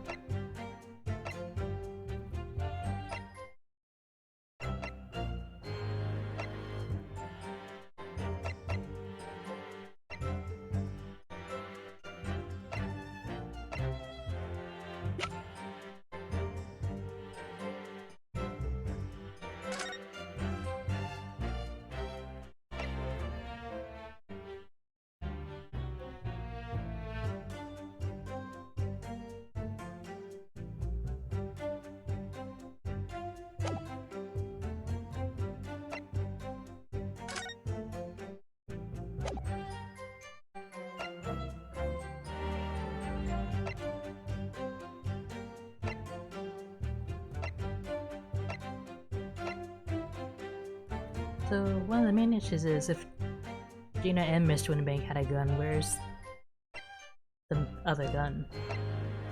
Because there should be 3.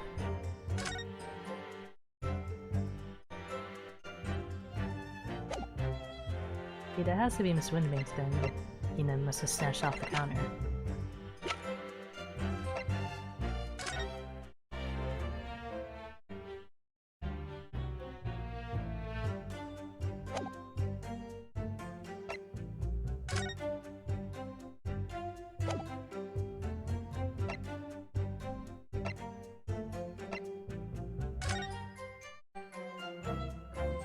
And it would be very impressive if they put it exactly in the same place, but just like a few centimeters to the right.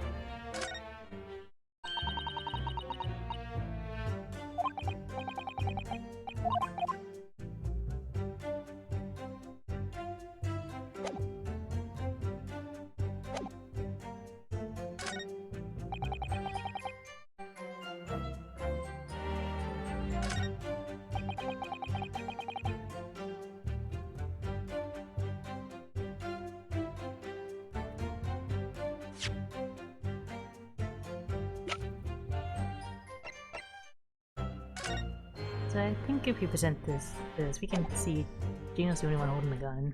Objection! Yeah. You're saying that on the night in question, the victim, Mr. Winterbank, was wielding a gun? Is that correct? That's it, Gov. You got the picture. Yes, Nash, yes, no question.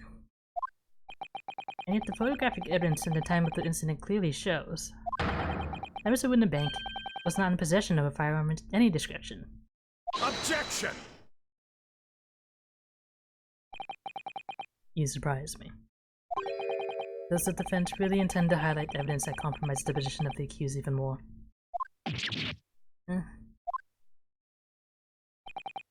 Furthermore, the defense has failed to establish that the photographic print presented was taken at a suitably short time prior to the victim's death. Your chronology is severely lacking, counsel. Yeah, that's right. Too right, Nash, too right. Your geezer could have been about the tables on the girl, eh?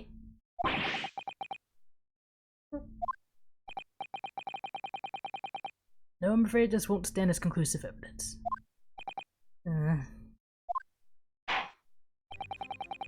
Continue with the cross-examination, counsel, and heed my earlier warning witnesses. The Skulkin is never Skulkin.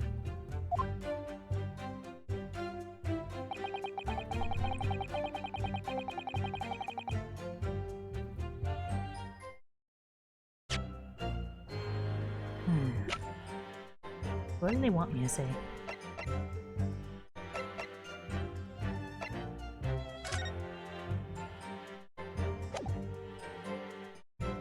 About this one. Objection!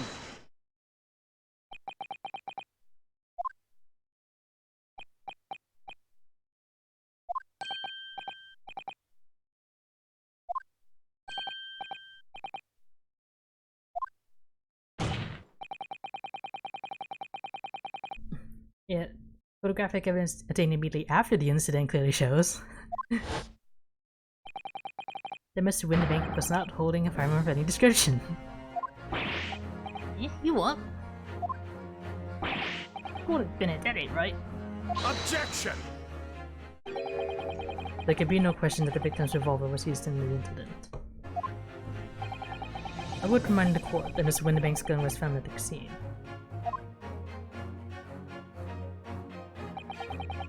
Not only was it identified as the murder weapon, but it was found in the accused's hand.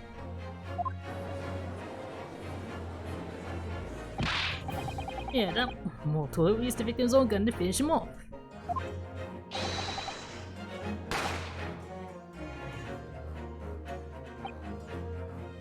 Hold it! See exactly where you are, right there. Eh? If the crime had taken place as you so colorfully described in your testimony, it would give rise to an undeniable and significant inconsistency in the final moments you just acted out. Goodness, are you sure, counsel? You intrigue me, my friend. But let's see some evidence to support your claim.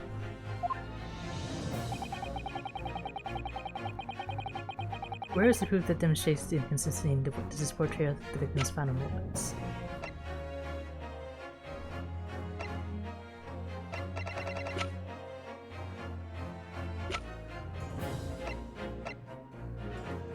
The autopsy? Take that!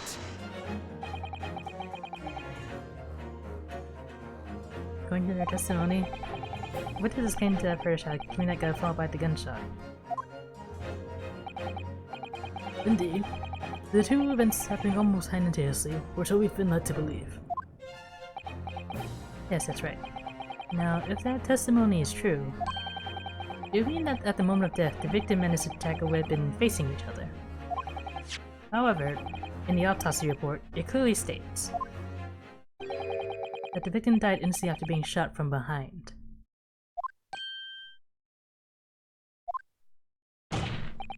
So, as I stated before, there is an undeniable inconsistency in your testimony, Mr. and Mr. Skulkin.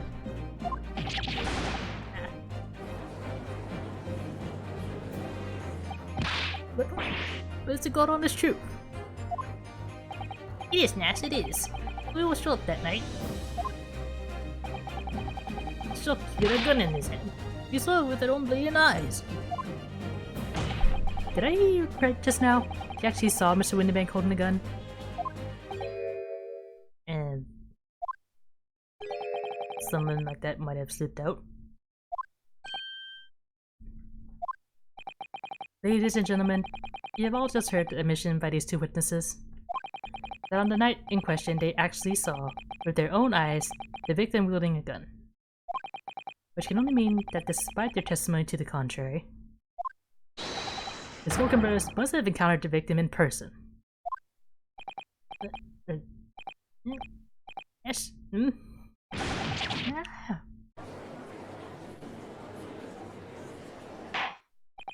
Order! Order! Order!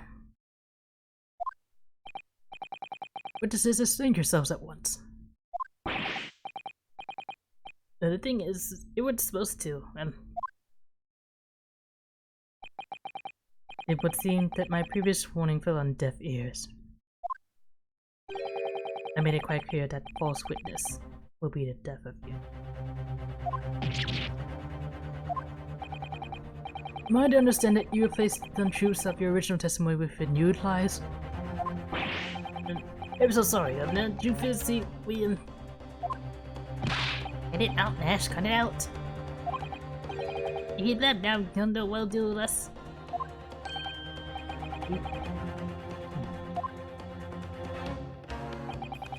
Let me make our position here perfectly clear. You will talk. There's no other option available to you. Well, come on, the game's up. You have a goods for goddess.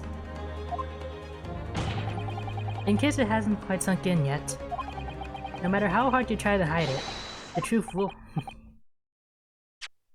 will come out.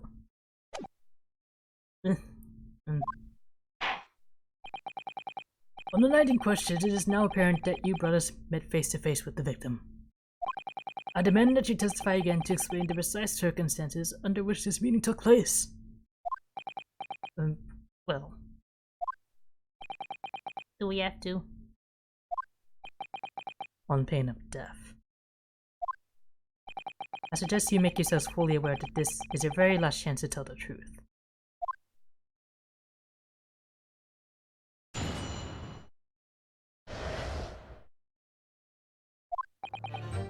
Alright, so we just got inside the gap and he decided relief when the geezer showed us mug.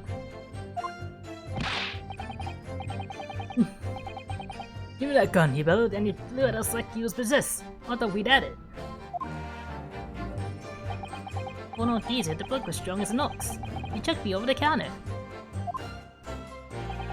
I pulled the gun on him, and then he legged it through that door into the back room. It had nothing to do with killing him. That's all what happened, I swear.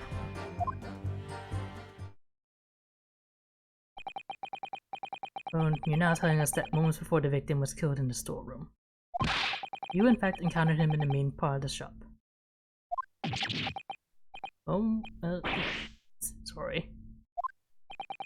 Well, we find ourselves at an interesting juncture. This changes matters considerably. But honest, Governor, this time. This time, Nash, this time, we got nothing more to hide. Very well. Counsel for the defense, you may proceed with your cross-examination. Yes, my lord.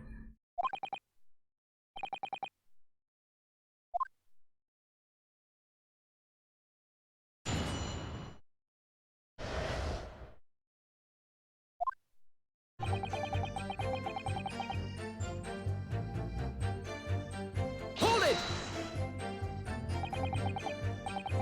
When you say geezer, I presume you mean the victim and proprietor of the shop, Mr. Winterbank. Close. Right. That's right. He was keeping a close eye on the entrance to the gap, obviously. We never thought no one was gonna come out of the back room like that. The back room being the pawnbrokery storeroom? Yeah, that must be where you both come from.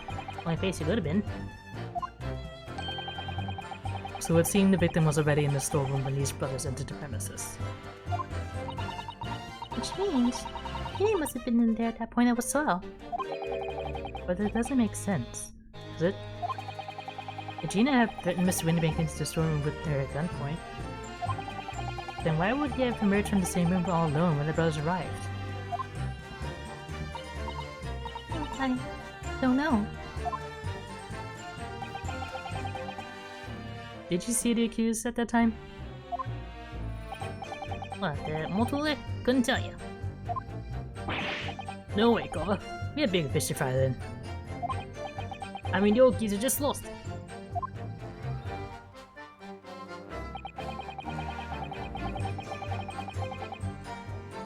Hold it! You mentioned that Mr. Windybank shouted those words in your previous testimony too. However, you think that you heard him yelling them on the other side of the storeroom door. Oh, did we? But the truth is he was shouting those words at you, wasn't he? Well, yeah. Was the victim Mr. Windybank wielding a gun at the time? Was he ever? Let me. Straight out of my belly, yeah. Went straight at me from the space. So what you're saying is, you definitely saw Mr. Windybank with the gun at that time, is that right? It is, Gup, it is. Spot on. Then all of a sudden, he came at us, he did. Yeah, let's bet then. I didn't know who was going for who. You were clearly all going for each other. Like Nash said, we thought he had it. I mean...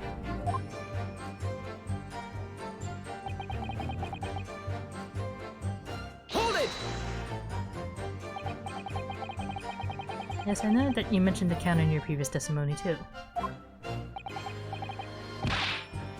Oh yeah, of course we did. There were a lot of books, a candlestick, and some small whatnot. Yeah, I think I'm something in there, what knocked over a picture frame, what knocked some scales on the floor. So in fact, it wasn't the sound of the gunshot that shocked you and made you knock those things off the counter. Well, big rough here, but flying over that counter like a gunshot, I can tell you.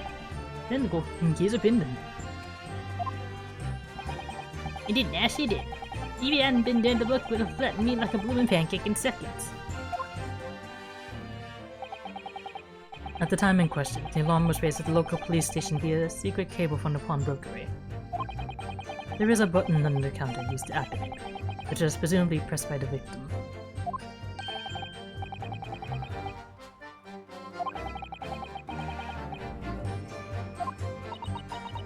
Poor Mr. Windybank. He did everything we could to protect his shop.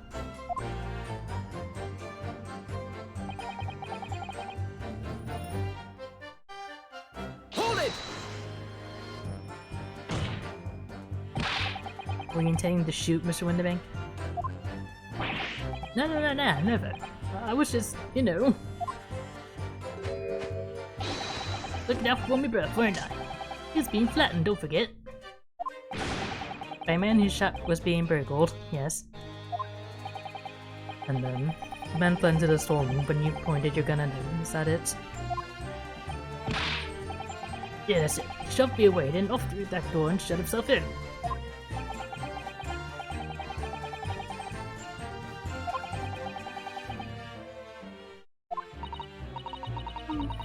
I wonder why Mr. Windybank ran away into the storeroom. What? Well, according to what everyone's saying, Ginny was in there waiting for him, with a gun. Gina allegedly used Mr. Windybank's gun to threaten him and force him to open the storeroom door. In which case, how did the gun end up in Mr. Windybank's hands again? No idea. But that is strange, isn't it?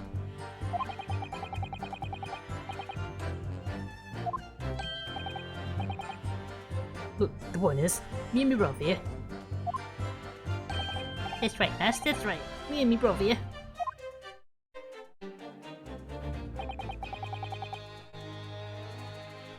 Hold it! You say you had nothing to do with it? Nothing at all.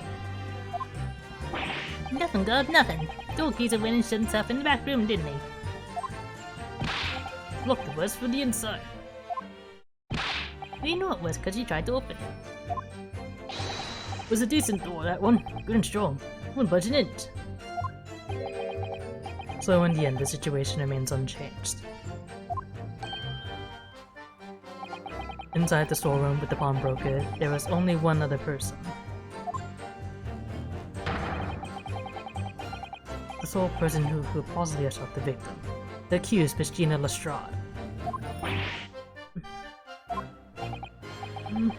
It would indeed appear so. We'll see you to that, Council.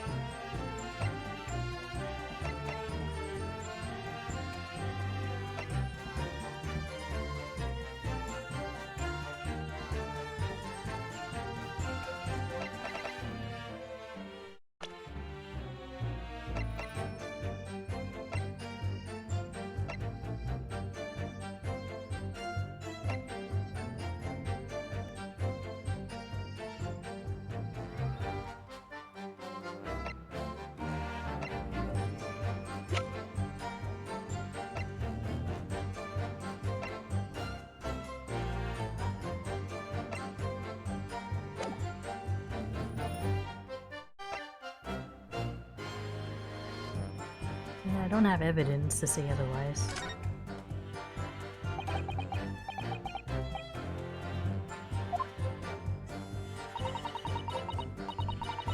With an attitude like that, Rune, it really will be all over. Well, you just don't have that many. Wide-eyed, sweating, spook, and happy. That's about it. It isn't fun yet. Anyway, I think you might want to consider some other possibilities here. Or rather, I think you have to. Otherwise you won't get anywhere. Or rather, you won't get anywhere. I'm just here for more support, remember?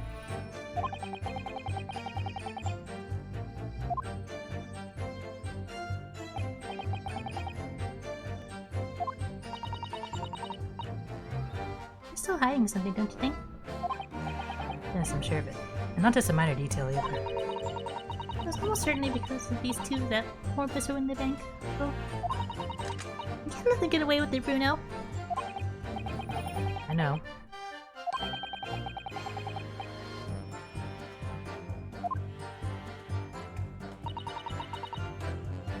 So far. Now it's time to finish them off. I'll do my best.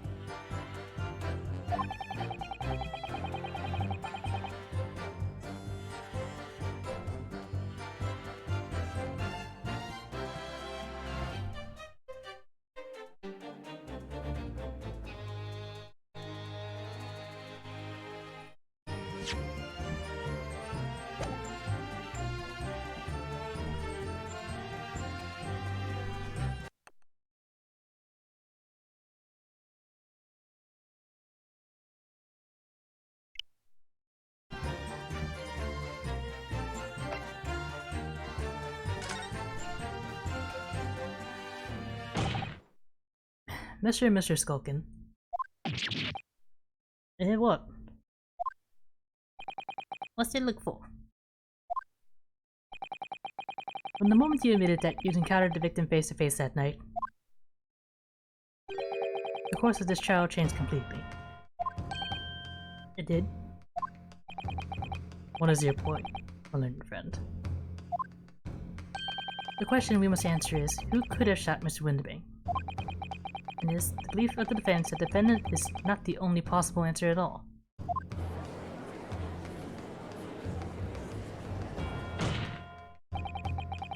You have my attention. In that case, let us return to this plan of the premises.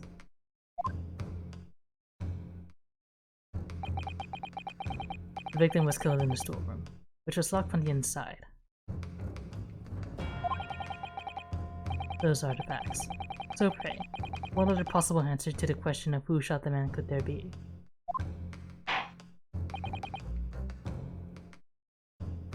Counsel? You must now provide answers to the court in respect of two conundrums. Two, my lord?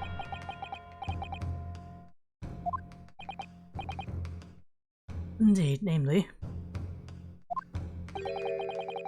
In what location did the culprit shoot the victim? And furthermore, where was the victim at the time?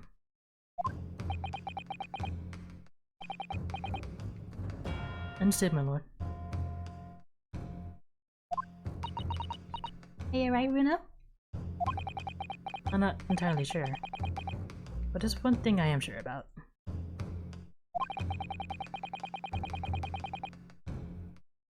If I can prove there's a credible new alternative to what happened,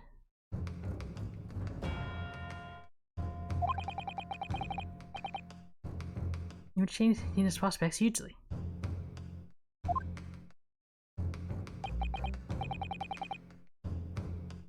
Well now, time for some clarity.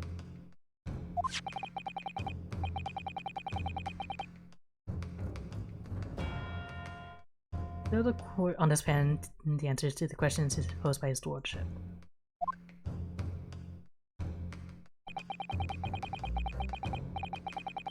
If you believe someone else could have killed the victim, indicate from where that person could have fired the gun.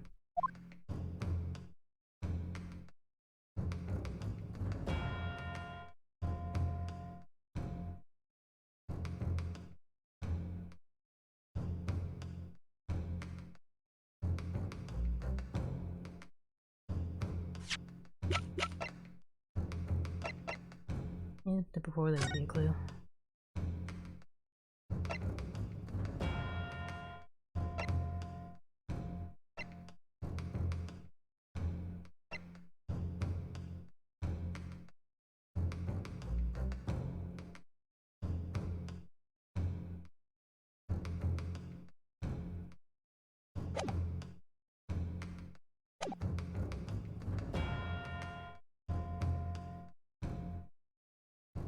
Maybe he shot him through the hole in the door.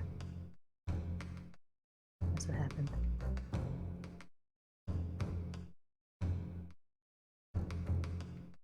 Take that!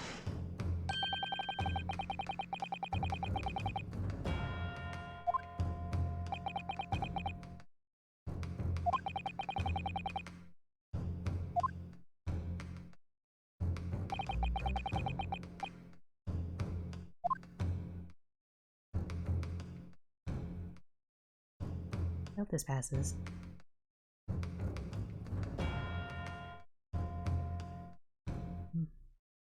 Take that!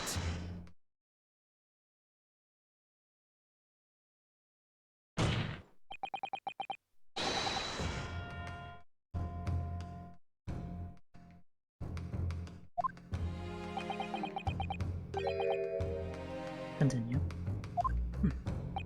Mr. Winterbank died instantly from a bullet wound in his back. Looking at the stain of blood on the storeroom floor, it doesn't appear that the body was moved after death, which tells us that he was almost certainly shot while he was in the storeroom. However, the crucial point is, where was the shooter when the fatal bullet was fired? So you are adamant that the shot was fired from outside the storeroom? Well, according to the Skulkin brother's earlier testimony,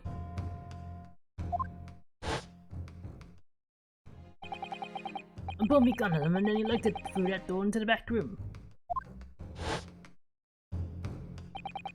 if Mr. Winterbank ran away through the door, you have to assume the door was open at the time.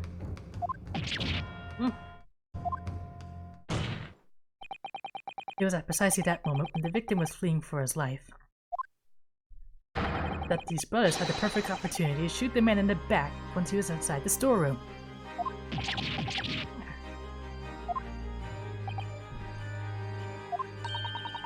Come to think of it, do you remember what the prosecutor said at the start of the trial? Moving on to the findings of Scotland Yard's coroner. His report states that the bullet entered the body on a rising diagonal trajectory.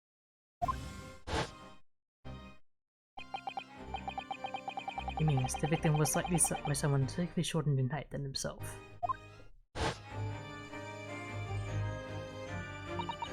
Poor man. Probably was running as fast as he could to safety. Of course. He would have been leaning forward as he was running away. So even if the bullet was fired horizontally, it would still have entered the body on an upward trajectory. But the culprit isn't necessarily someone shorter than Mr. Winterbank. Objection! I'm sure my learned friend can't have forgotten that the storeroom door was found closed and locked from the inside. He claimed the victim was shot as he fled into the room. He also claimed his course was dexterous enough to turn the key in the lock. But what if someone else locked the door? Yes, there is someone else who can lock the storeroom door. Is that so?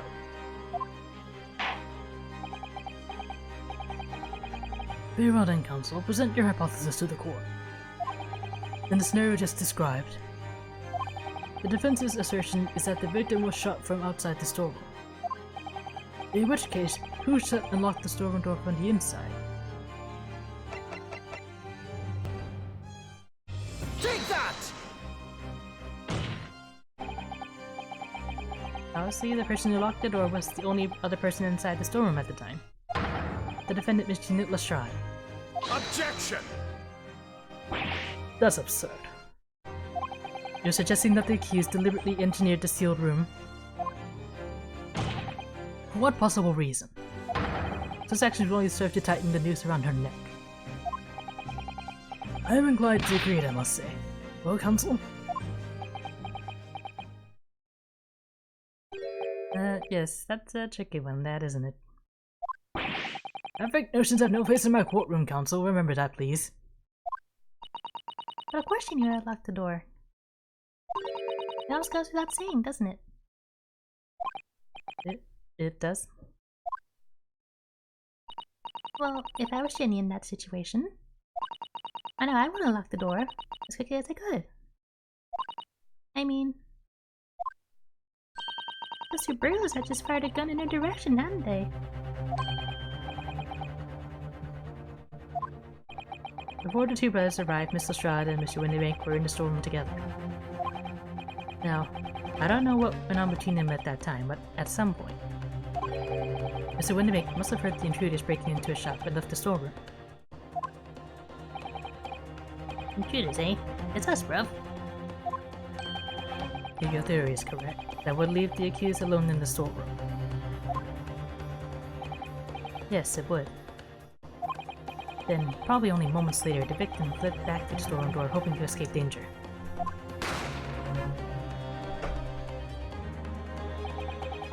Hit in the back by the bullet, Mr. Winnebank fell to the floor where he was just inside the storeroom.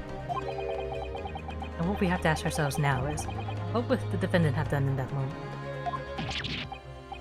I see where you're going with this. Outside the storeroom was a terrifying killer who had just murdered Mr. Winnebank. As soon as that thought struck Mrs. Strahd, she slammed the door shut and locked it, in order to save her own life. Hold it! Well, hey, we ain't the ones who've done it. We ain't good, we ain't. You gotta believe us, I mean, come on. You never shoot no one. Objection! That's blatantly untrue. I know for a fact that you would. Because before my own eyes, you shot Mr. Herlock Sholmes. There's only one logical conclusion here. Mr. Skulkin, you brothers had every opportunity to have been the true perpetrators of Mr. Winnebank's murder.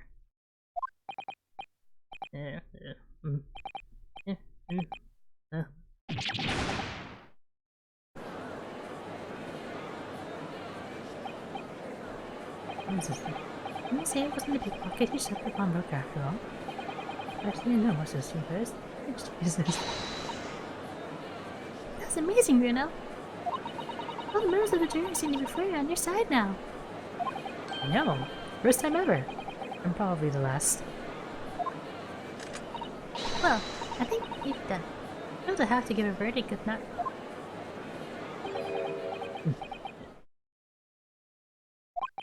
An admirable effort, my learned friend.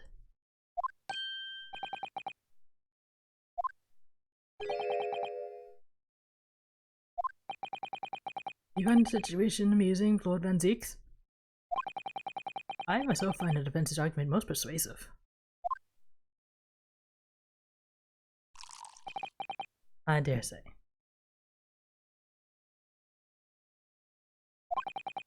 Such chicanery is the bread and butter of the street performers in your provincial Eastern nation. Such blatantly malicious conjuring tricks amount to nothing more than inexcusable pettifoggery here. What? The hypothesis you put forward so ostensibly, credibly cannot and will not stand. Because, you see, it contains a fatal flaw. A fatal flaw?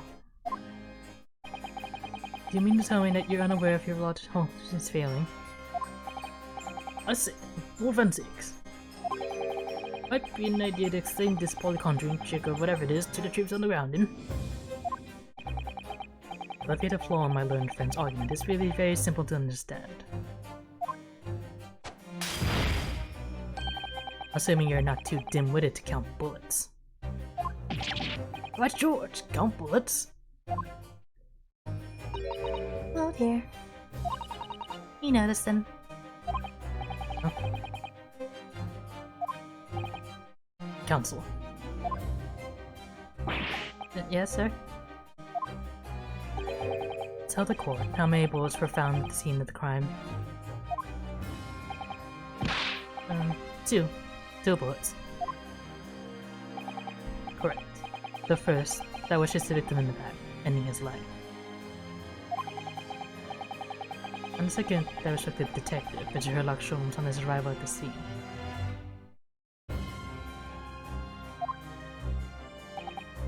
Indeed. Defense presented a picture showing the damage caused by the second bullet earlier in the proceedings. The bullet which injured Mr. Sholmes appears to have passed through his body to strike the calendar.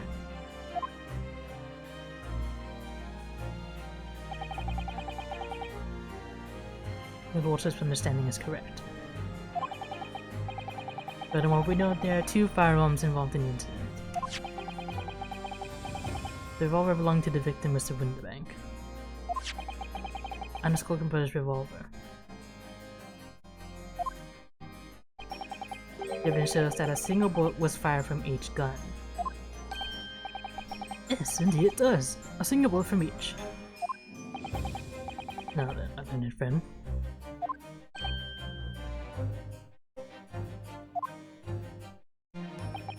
You yourself told the court only moments ago that these two brothers shot Mr. Herlock Sholmes right before your eyes.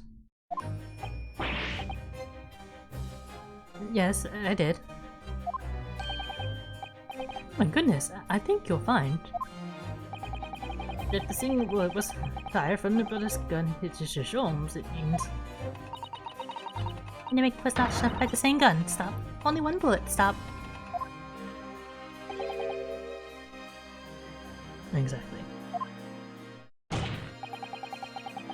Yes, this Nipponese street performer presented an ostensibly credible argument. However, it was never anything more than a diversionary trick with no hope of standing up to scrutiny.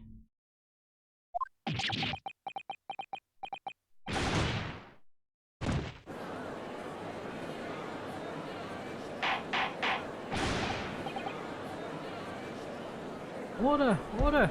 Order! Pray forget the discourtesy of flinging the dregs of this hallowed nectar into the public gallery. Lord Vanzeeks. But this court needs to open its eyes. The accused, Miss Gina Lestrade, is no ordinary little girl.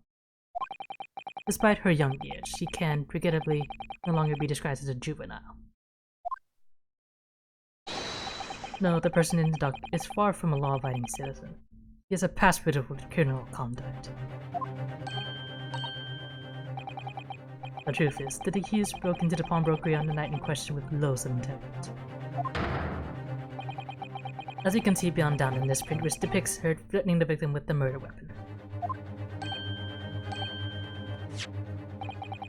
And I have here in my possession one more piece of evidence the prosecution wishes to present.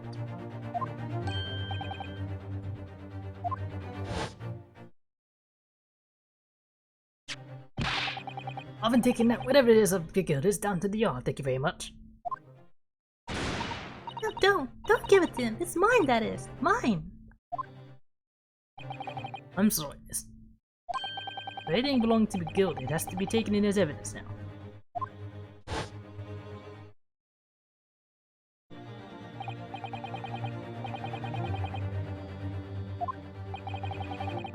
The very day before the hateful murder of Mr. Winterbank, the accused attempted to make off with this article, which clearly doesn't belong to her. And with none of the subtlety of a pickpocket, I might add, but with brute force and brazen impudence. Good gracious. Make no mistake, any sympathy for the accused on account of her years is misguided and dangerous. There are no deaths to which this girl would not stoop if pushed, no crime she would not commit. The court forgets the fact of this peril. I see. I think it would be prudent to take this music box test into evidence council. As a grim testament to his kill. Lord Vanzeeks,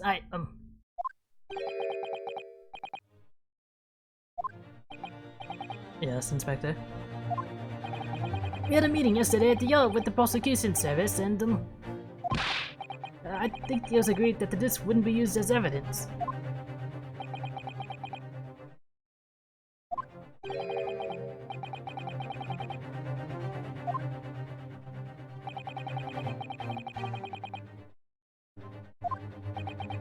I am unaware of any such meeting. But those are the instructions right from the top. The government bigwigs were insistent. Inspector, I am the prosecutor, and I alone determine how to present my case. Your warning is noted. Thank you.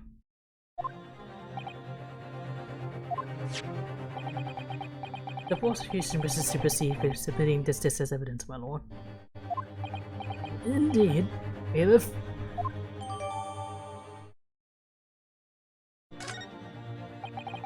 The prosecution has established the accused's motive, opportunity, and baseness of character.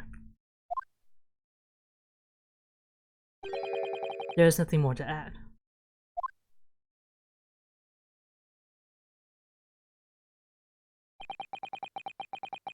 Ladies and gentlemen of the jury, I await your informed decisions and rest my case.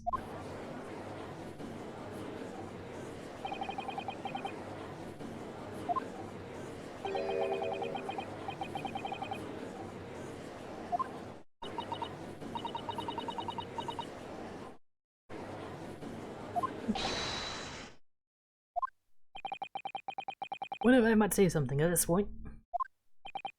Proceed, Mr. Foreman. Been stumbling about in a bit of a fog up to now, if the truth be told. But all of a sudden, the answer is fully obvious to me and my men. There's only one thing for it. No. Very well. The court will hear from the jury.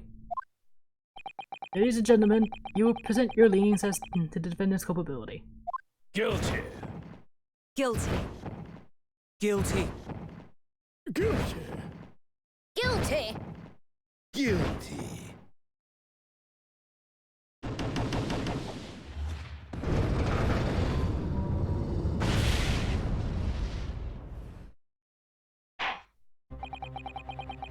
We have a consensus among the jury, it seems.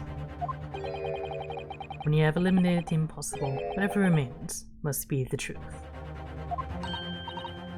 That's my line. I wrote that. For Hurley. How dare you use it against us? That's plagiarism. Don't worry, Iris. I don't think we're finished yet.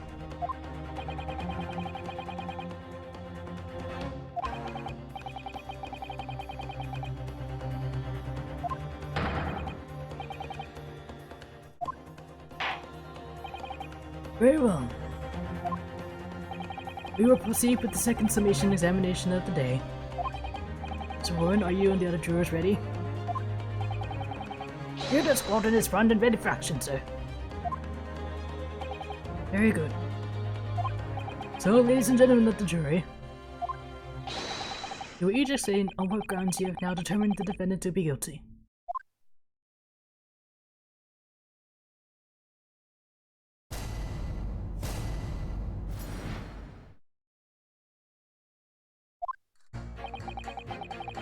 Once a rogue, always a rogue, I say. Different breed does law-abiding citizens. As only 2 bullets were found at the scene, I would say the whole case is done and dusted. You don't need a stereoscope to see the truth here. Any which way you look at it, it was that pickpocket. I never imagined that simple operation would cause me such grief. The accuser's attempted the theft on the previous day. I can see I'm in for a busy day ahead. I am ballistics expert. I have seen many shootings. There is nothing I do not know about guns. Care to elaborate? It seems there is little remaining room for doubt. I have to admit, I was rather bowled over by the argument put forward by the chap in black. But when that fell apart like a house of cards, I saw that I'd jolly well been hoodwinked. Well, no more.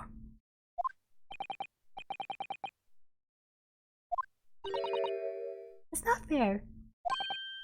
Iris? That prosecutor's being mean.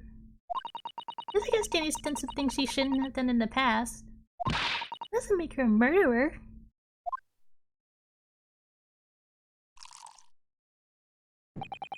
Allow me to savor this fruity vintage while I savor the spectacle of your fruitless debate on the matter.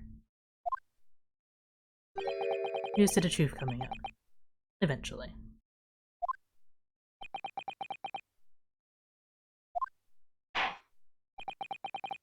That's enough for you, Hamill. Counsel, proceed with the summation examination.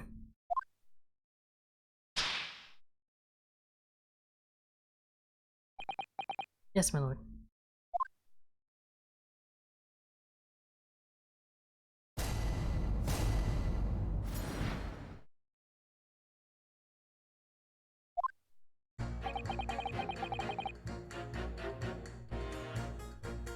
Hold it! That's because Lisa Stride has a history of pickpocketing. She must be guilty of murder. Is that what you're saying? Oh, well. Are all members of the British Army so quick to judge? I beg your pardon? Are you mocking Her Majesty's Armed Forces? The greatest military organization in the world? No, I'm simply illustrating my point. Making assumptions about people because they're a soldier or a pickpocket is wrong and dangerous. Well, yes, might have worked there, I suppose. But let's not forget the girl had already shown she had it in her from before. She's clearly a criminal sort through and through. Can't deny it. When you say that she'd shown she had it in her, are you referring to this? Exactly. Should have suspected that only a day earlier, Or am I mistaken? Not exactly.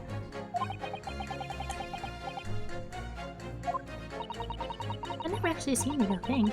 I can't wait to have a closer look at it. Oh yes, of course.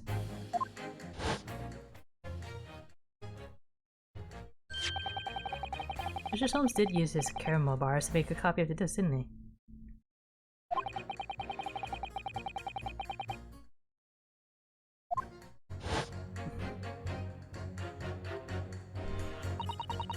We still don't know what's in place though, do we? I'd love to see how the original compares to the earliest copy.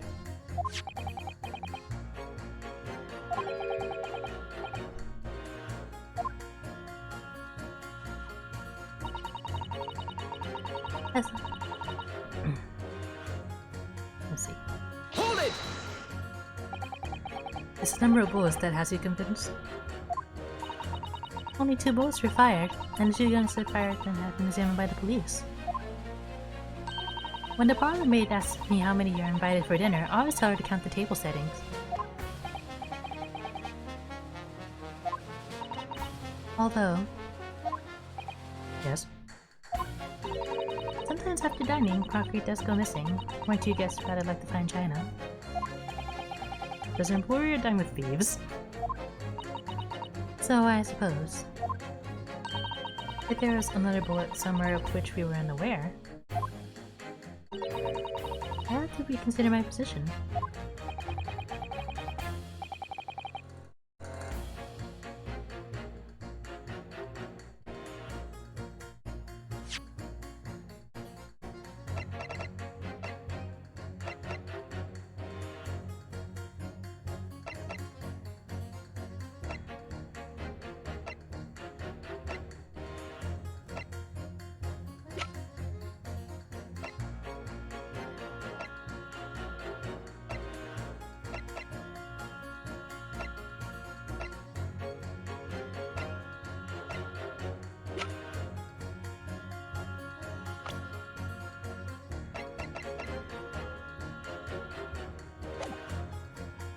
well, I can't prove it, but I don't think it's impossible.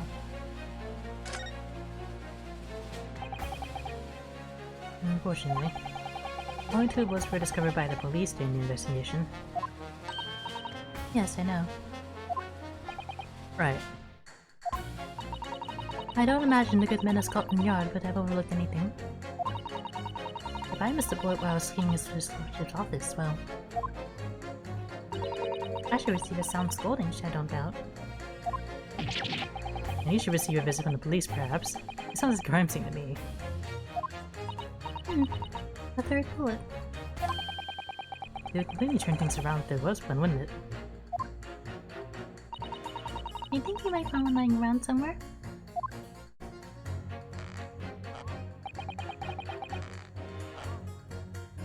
Hold it! So if I've understood correctly, you need 2 pictures. Left eye one and a slightly different right eye one. Exactly. And you can see this in 3 dimensions. Like this. So if we have 2 bullets, I don't suppose you can see anything useful with them? I think you'll find that no matter how much you squint, the truth of the situation always looks the same here.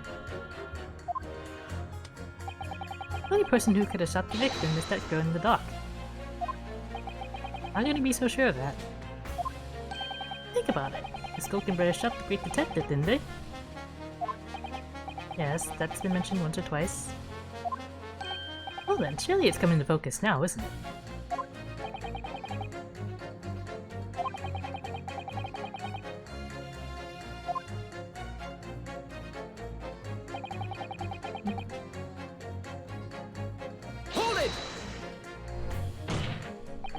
Would you please stop muttering about things that have nothing to do with this trial, sir? The defendant's life is on the line here.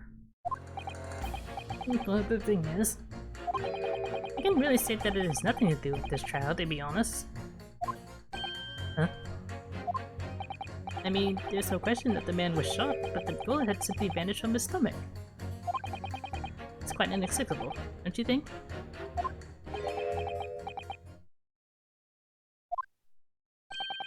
I almost don't want to ask, but the surgery you've been muttering about all this time, you were operating on...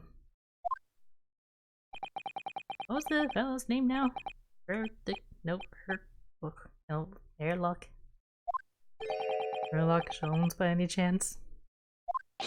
Yes, good lord. It was that Airlock fellow. What? You're the surgeon that operated on Mr. Sholmes? That's right. Using the very latest anesthesia techniques, I might add. It's really major help, I can tell you. Let me see. The fellow was brought in not long after midnight, if I remember correctly. He said he had been shot by some criminal or other. I opened it up like a shot. But the funny thing is, I went over his inside with a fine-tooth comb and couldn't find the bullet anywhere. I'm afraid I had to come up my hands and just stitch the fellow back up. And he might have left a scalpel with him. I hate to say the obvious, but Yes? surely that's because the bullet is still at the scene of the shooting. The concept for the defense is correct. As is clearly shown in this photographic print. The bullet that the Skulkin brothers fired at Mr. Sholmes hit him in his stomach region, then exited his body and lost into the shop wall where the calendar was hanging by the door. Oh, that's being risky. I think you find it's truly quite simple if you just consider the problem three-dimensionally. Huh, who do you think I am, son? Well, your number 4 is about the best I can do. As soon as I saw the wound to the man's stomach, I flipped him over. Like a pancake? Are you saying that you checked his back? Of course I did. And there wasn't a trace of injury. No sign that the bullet had left the body at all. What? That's the point. The only logical conclusion was that the bullet was still somewhere in the man's innards. Which is exactly why I said about slicing him up. I'm still none the wiser even now. How many times do I have to say it? Can you please explain how it happened? Can somebody please solve the mystery? It's almost as much of a mystery as how this jury was put together.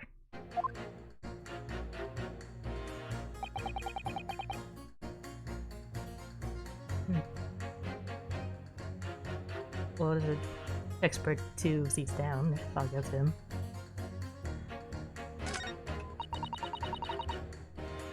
Hold it! What do you mean you're in for a busy day? I got to say, stop. You excuse me, stop. I'm a communications officer, stop. A communications officer? Does that have something to do with sending telegrams? Everything from personal messages written by members of the public to the latest news in the capital. I can write all the messages into Morse code and tap it out to the entire world electronically. To the entire world? This is the Milo cable under the sea, stop. Worldwide Communication Network, stop. Information transmitted to and from all corners of the globe, stop.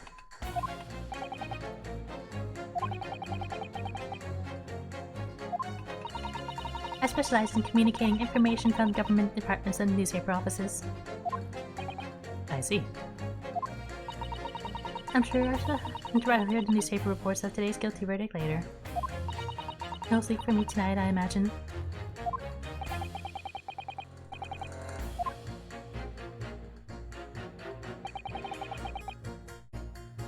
Hold it! I thought you were just a tourist.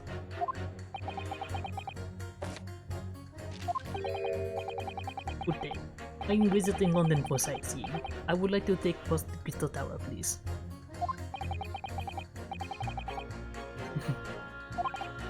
So, you're a ballistics expert? I knew. I have much experience with guns. Huh. I have lived through many, what do you say, extreme violent, lot of, no, lot of. Issuing violent bloodbaths, perhaps? Those extreme violent bloodbaths. English is very difficult tongue.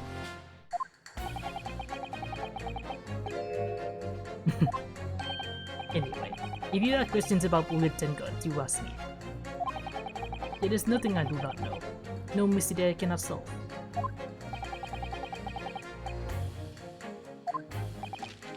Or, if possible, please, only in Russian language. He's not really confident in his knowledge of English, though, is he? No, still, you should bear in mind.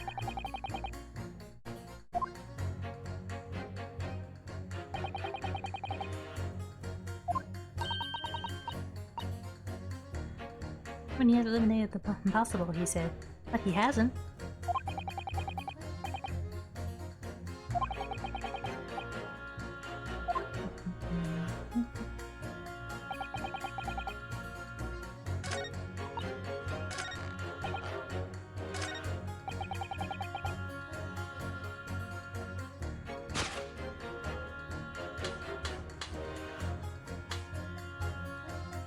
Objection!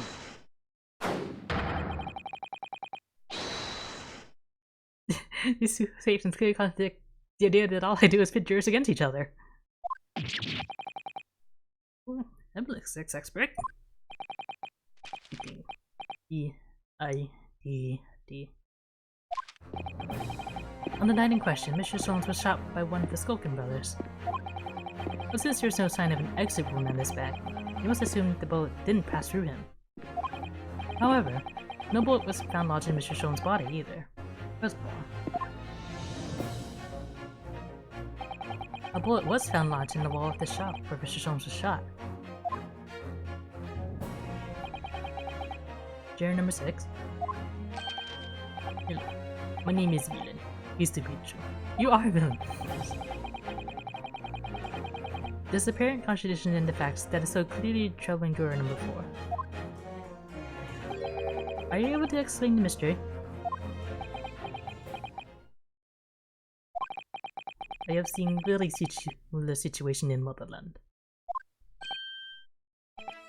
It was night. It was blizzard. I was running away along mountain road in freezing cold. Golly. The snow was piling high on both sides of the road. It was very narrow and dangerous. My pursuers had hunting rifles and they were on dog sleds.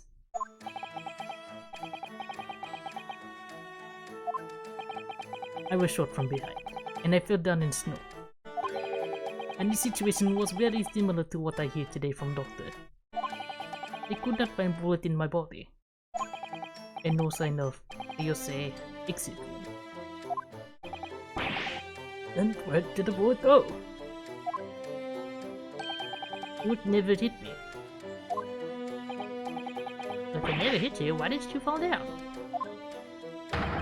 Bullet hit frozen wall of ice very close to my side. But one small piece, very short, broke away from lump of ice and pierced my body.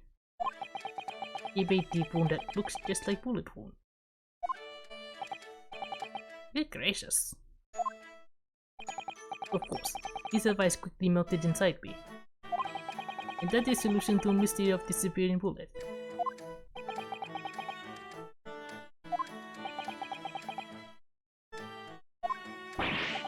But that doesn't answer the question at all. The shooting happened in a pawnbroker shop. Not some snowy mountain road in another country.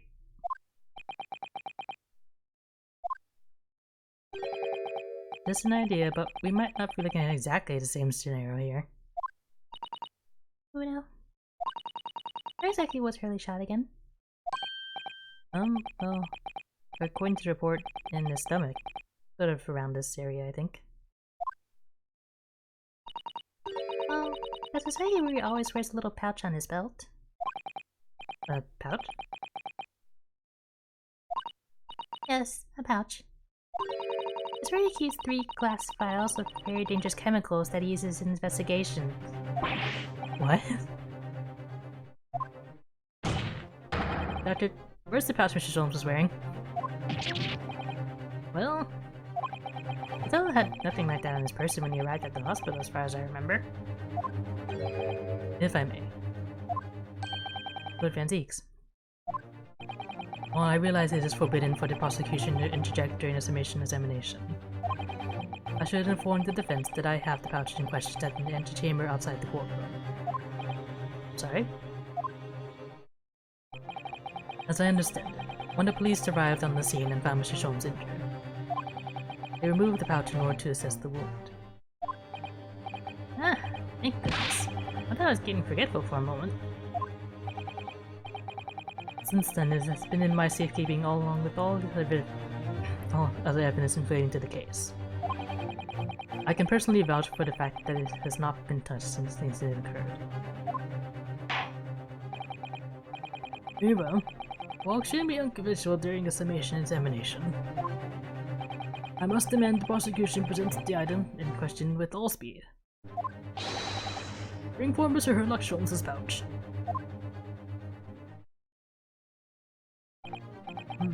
I see. This is the pouch worn by Mr. Sholmes on the night in question, is it? Look at that. One of the files is broken and the letter around it is scorched black. It's almost as if the file exploded. Exploded? So that night, the bullet from the Skulkin gun struck Mr. Sholmes' pouch. It was the glass file exploding that caused the fellow's injury. This bullet did not penetrate quickly. It was deflected into wall of shop.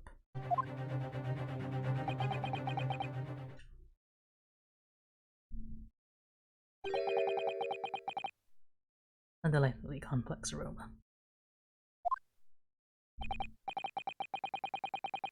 Well, it would appear one mystery has been solved at least. But it has no bearing on the truth of this case.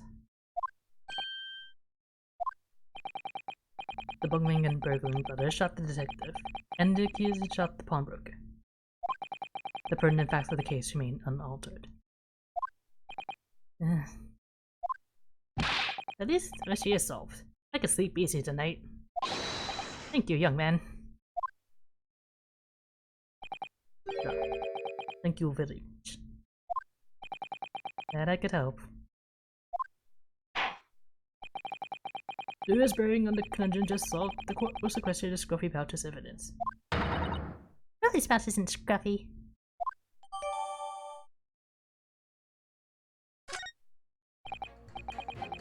Now the summation examination. It would appear the defense is somewhat struggling to alter opinion. Please, my lord, a little more time.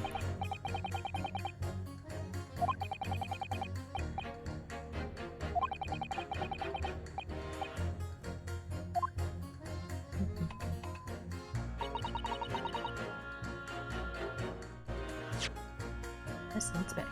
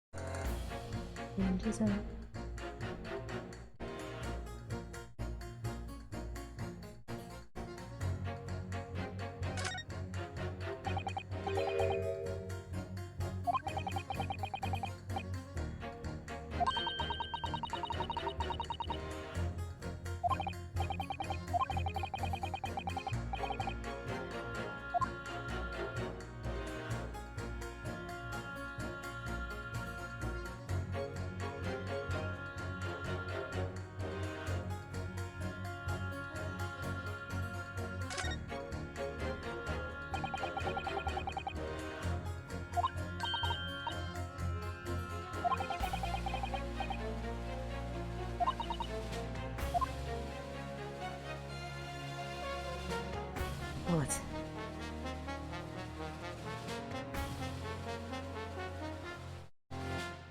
Yeah, that's some tough leather.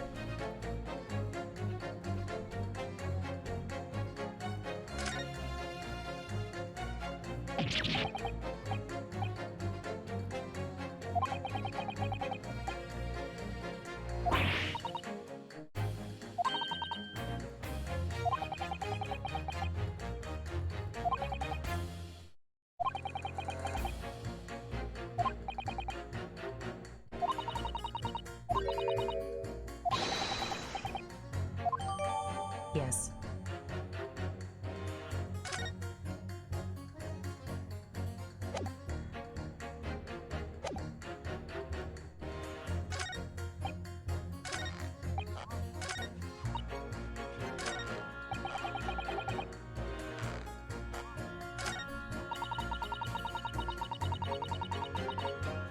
Hold it!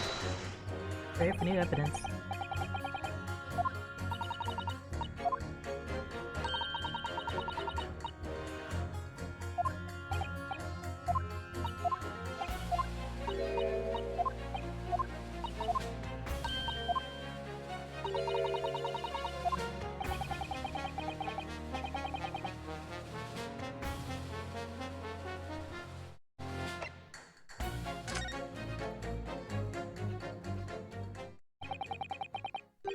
Allow me to show you then.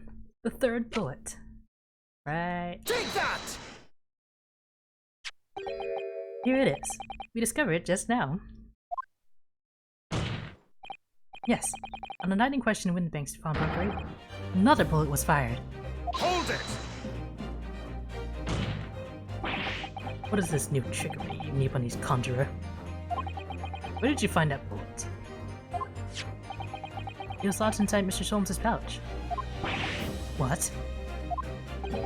This pouch was removed from around Mr. Sholmes' waist before he was taken to the hospital. And since then, it has been touched by no one. Do you mean to say? The shot fired by the Skulkin brothers that night? Yes, as your lordship has surmised, it hit this pouch. That makes no sense whatsoever. We already know the whereabouts of the bullet fired at Mr. Sholmes. It's clearly visible in this photographic print. Ah. 2 guns on the scene have already been submitted into the court record as evidence. Yes, that of Mr. Winterbank, and that belonging to the Skulkin brothers. An examination of both guns revealed that only a single bullet had been fired from each. What that must mean? That's right. We now know that on the night in question, 3 bullets were fired. However, only 2 bullets were fired from the guns recovered from the crime scene. And until that incontrovertible inconsistency is somehow explained, we cannot and must not pass judgment.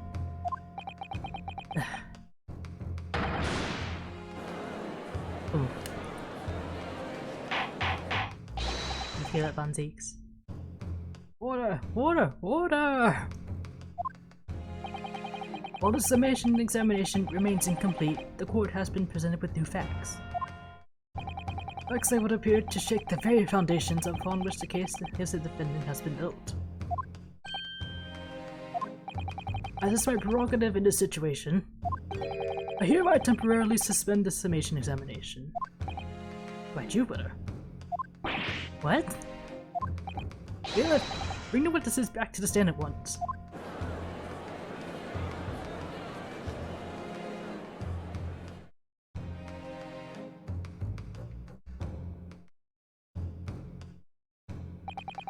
Witnesses? Governor,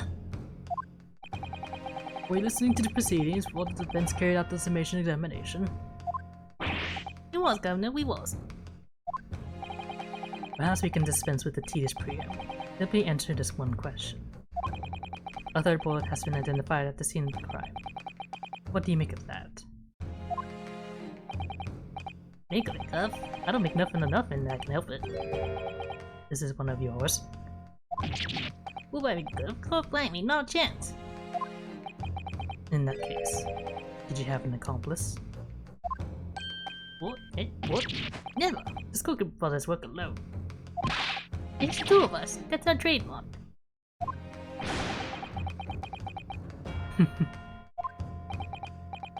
Only 2 of the bullets from the crime scene originated from the firearms we have in evidence. The 3rd bullet was fired from another gun. Where is it? Oh, this is a head scratcher.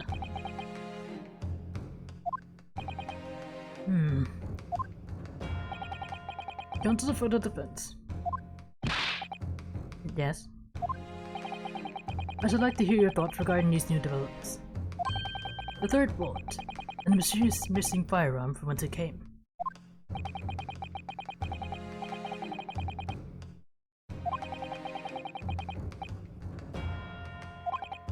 My lord, I think it's clear what this 3rd bullet tells us about the Skulkin brothers.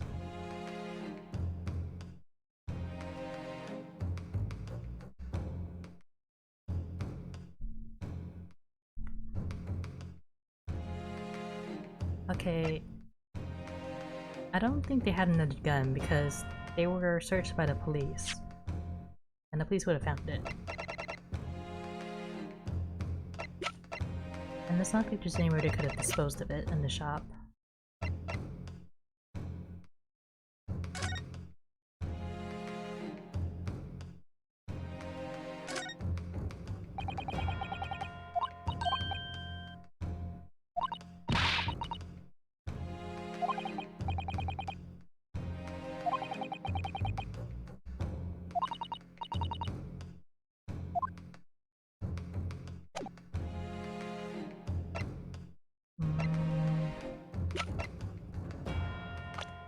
I want to think they had an accomplice, and it's Mr. Edgar Benedict.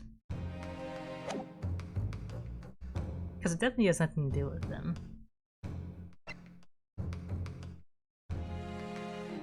Let's try.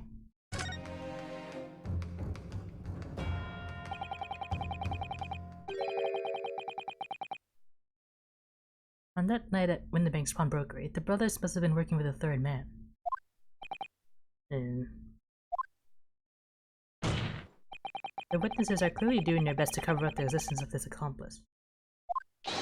But the evidence all points to the fact that there was someone else present.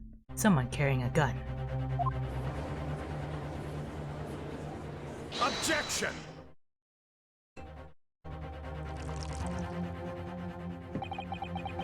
An accomplice, you say? Pixel.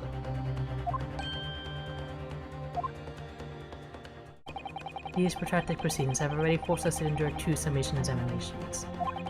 Yet in all that time, there has been not a murmur of a 3rd man. This is apparently rift like beans is. The court must be shown hard evidence. Without it, this fantasy will be crushed. The prosecution demands answers on 2 counts. Firstly, proof. Evidence that this accomplice was ever at the scene of the crime. And secondly, the identity of this various character.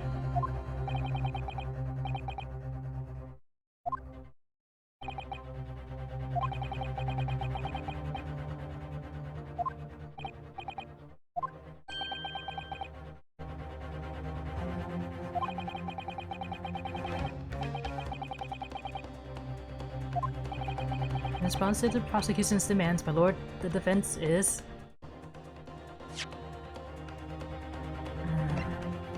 Did I go for it?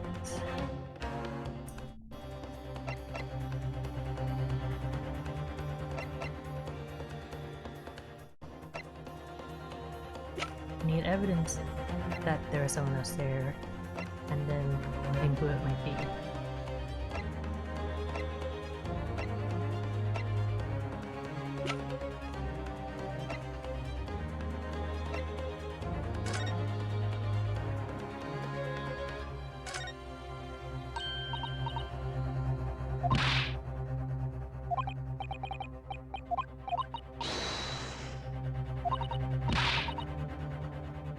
Oh, if this blood matches.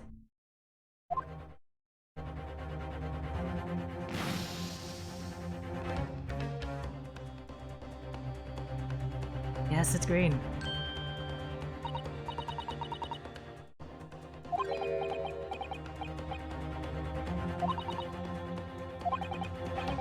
The green.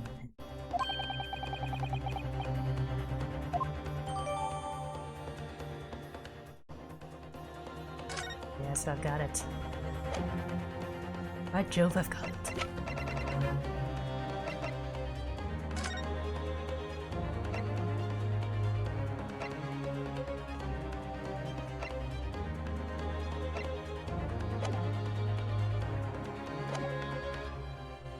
Ready. The defense is ready. I believe I can provide all the answers the prosecution demands. So, my Japanese friend, despite the swimming eyes, you seem to think you have something to say. This promises to be interesting.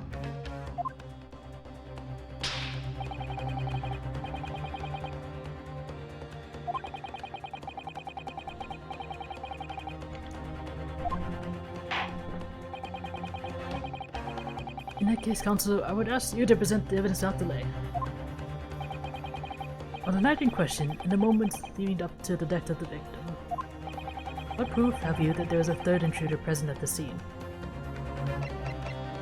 The portfolio, sir? Take that! The evidence is right here, in this portfolio. By Jove, that portfolio again, is it?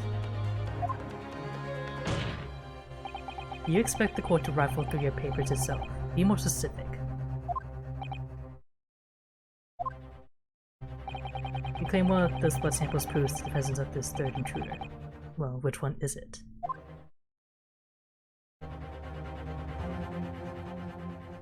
Take that!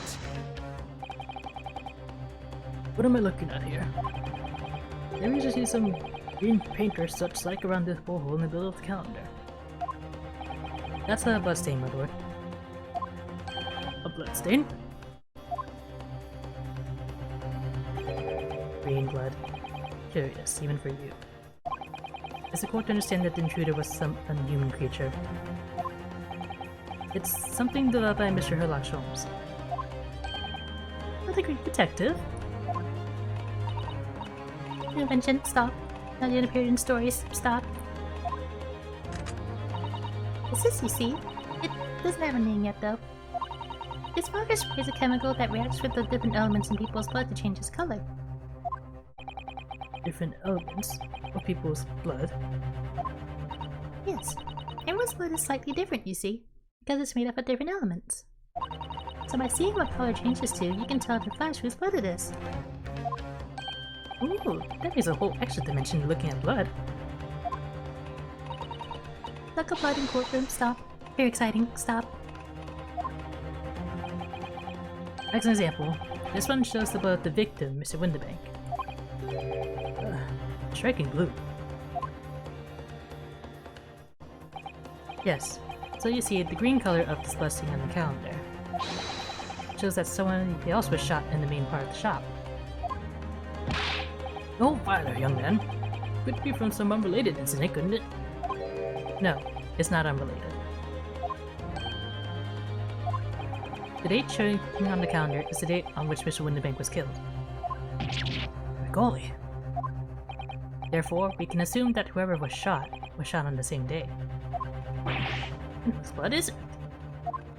Well, the Skulkin brothers in the stand don't appear to be suffering any gunshot injuries.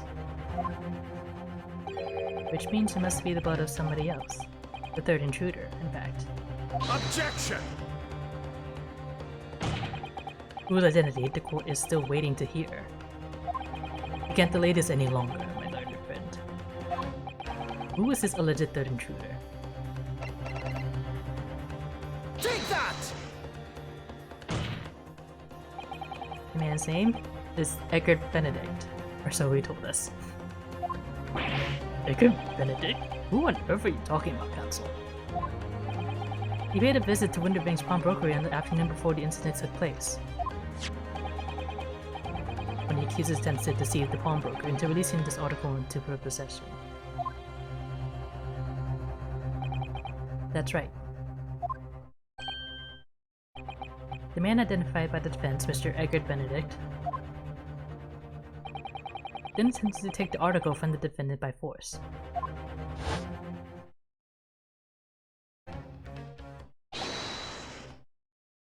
Okay. Yes, sir. I believe this filthy pocket thief has just redeemed an article from you, no? Yes. The article in question belongs to me. I demand for it to be returned at once. That's a lot. What are you trying to pull? Give me back my overcoat, you wastrel. And needless to say, any music boxes too.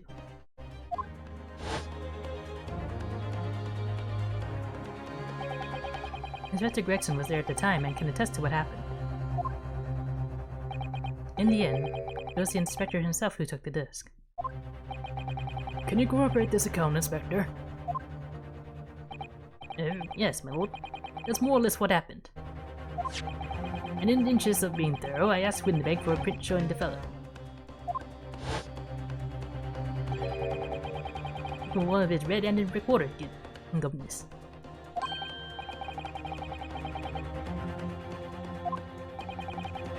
And you claim this man is the brother's accomplice? Well, Mr. Skulkin? Never seen the geezer before in my life. All my life. Never seen him. Well, somewhat unsurprisingly, it appears our witnesses disagree with the assertion.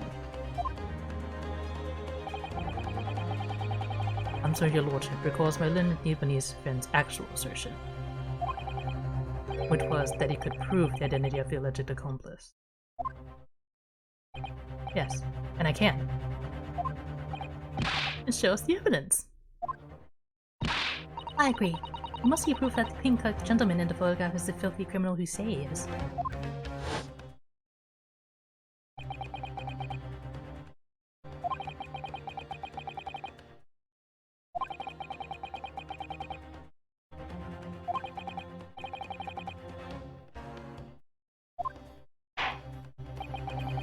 Are you ready to present your answers to the court, then, counsel?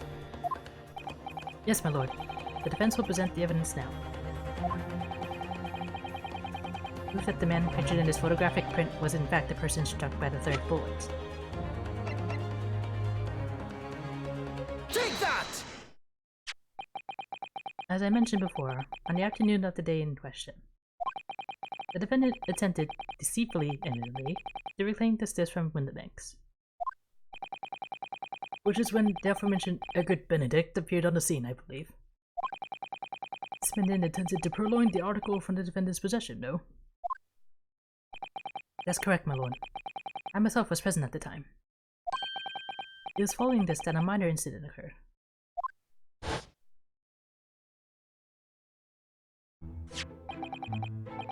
What of course, sir. Here's the test for you.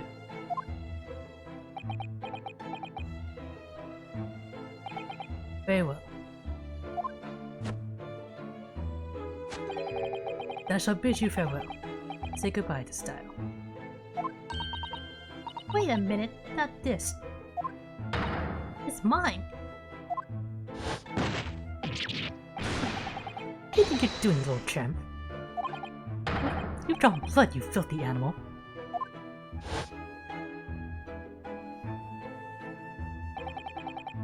Being a music box disc, it has countless small but sharp metal protrusions over its surface.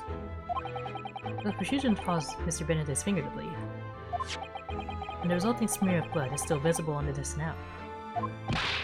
What is a bloodstain, is it?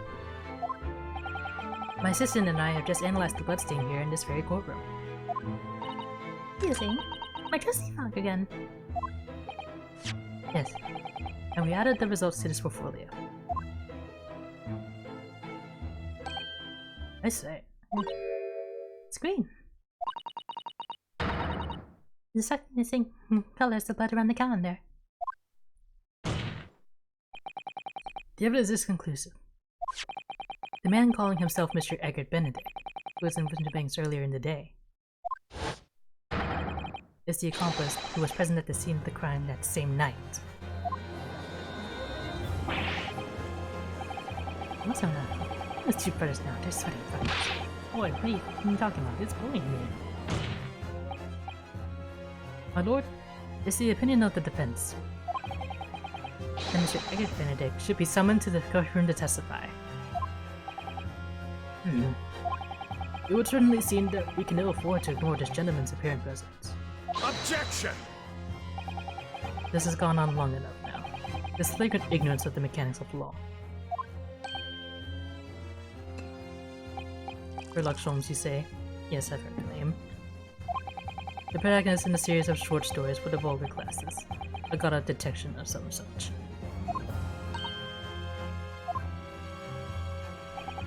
And now you employ chemical substances devised by this fantastical persona in the highest court in the land. Do you expect us to take you seriously? The samples made by this plaything are not fit to be called evidence. So the bloodstain turned a shade of green. What of it? You see, he's successfully proven that no other blood in the world could turn the same color. Well... And pray, do not even think of suggesting that we should take Mr. Shulman's word for it.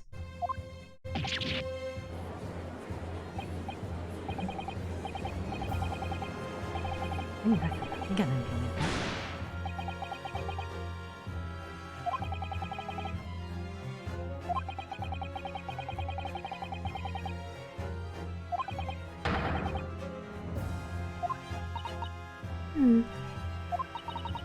I'm just remembering what Father Christmas over there said before.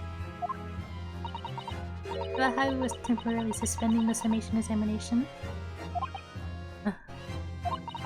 In other words, the examination isn't over yet, is it? good grief. What did you just say, young girl? In the summation examination, the decision as to whether or not the trial continues is in the hands of the 6 jurors, isn't it? The way I see it, it doesn't matter what certain other people think of Harry's invention. At least, not for now. Yes. Young lady, you have quite the devious mind. Let me just get down to one thing.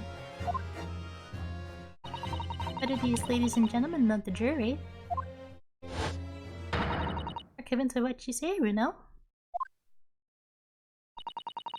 Is that alright? Would you say? Or did I misunderstand something?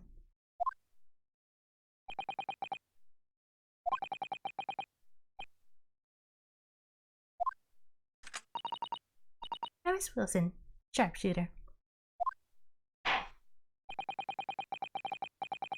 I've heard a true process of the situation from an entirely unexpected source. It must be acknowledged that the previous summation examination has yet to reach its conclusion. This is absurd. Ladies and gentlemen of the jury, the court now looks to you for your final leanings in this matter. As proud citizens of Her Majesty's Britain, I'm sure you will come to a fair and just conclusion.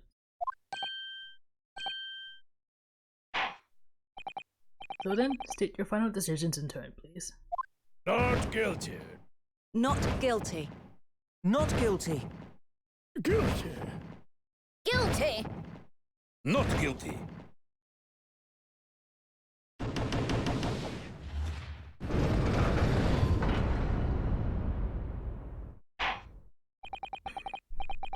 Two call guilty and 4 call not guilty.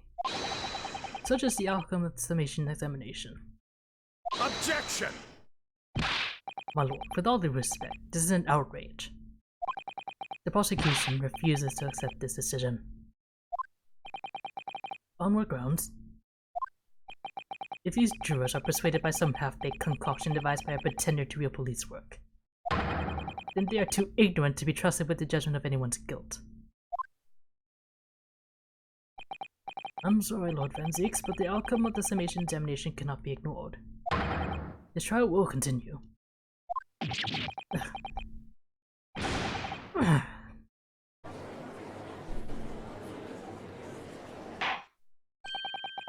Nevertheless, we find ourselves in a rather awkward situation.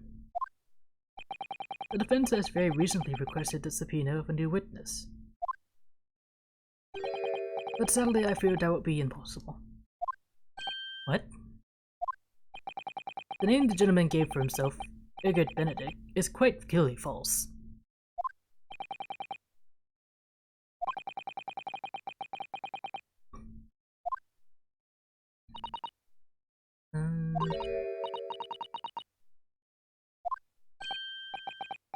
Who was that, please? Who spoke?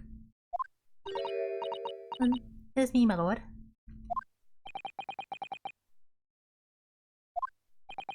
What have you to say, madam? If possible. Inspector. Me, ma'am? I wonder if you might show the photographic print to me again. The one in which the gentleman is shown.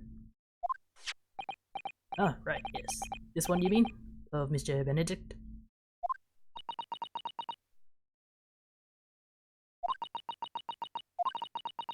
Yes. There's no doubt in my mind. Juror number 5, you don't mean to say. You know this man? Yes, I know him. What? No. Good gracious. Order, order, order! Juror number 5, how on earth? I am the communications officer. Stop. As you can clearly see. The gentleman in the photograph is. Stop. Also a communications officer. Stop. He works in my office. Stop. A very talented operator, in fact. Stop. You should be in the communication station now. Stop. Stepping away on the telegraph. Stop.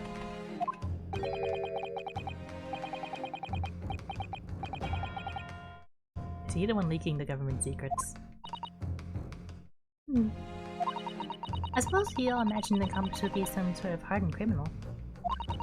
It's a bit unexpected to find out he has a respectable job by day, whatever he gets up to at night. Yes, I suppose that's it. If the gentleman is at London's communication station, we should be able to subpoena him within the hour. More fancies, if you please. Yes, my lord. Make the necessary arrangements with all haste. As your lordship bids.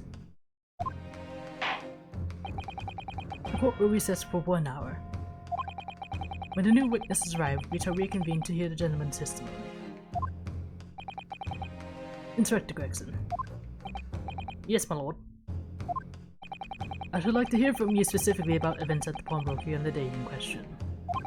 Come to my chambers during recess. Yes, sir, my lord. Very well. Court is adjourned until 1:40 p.m.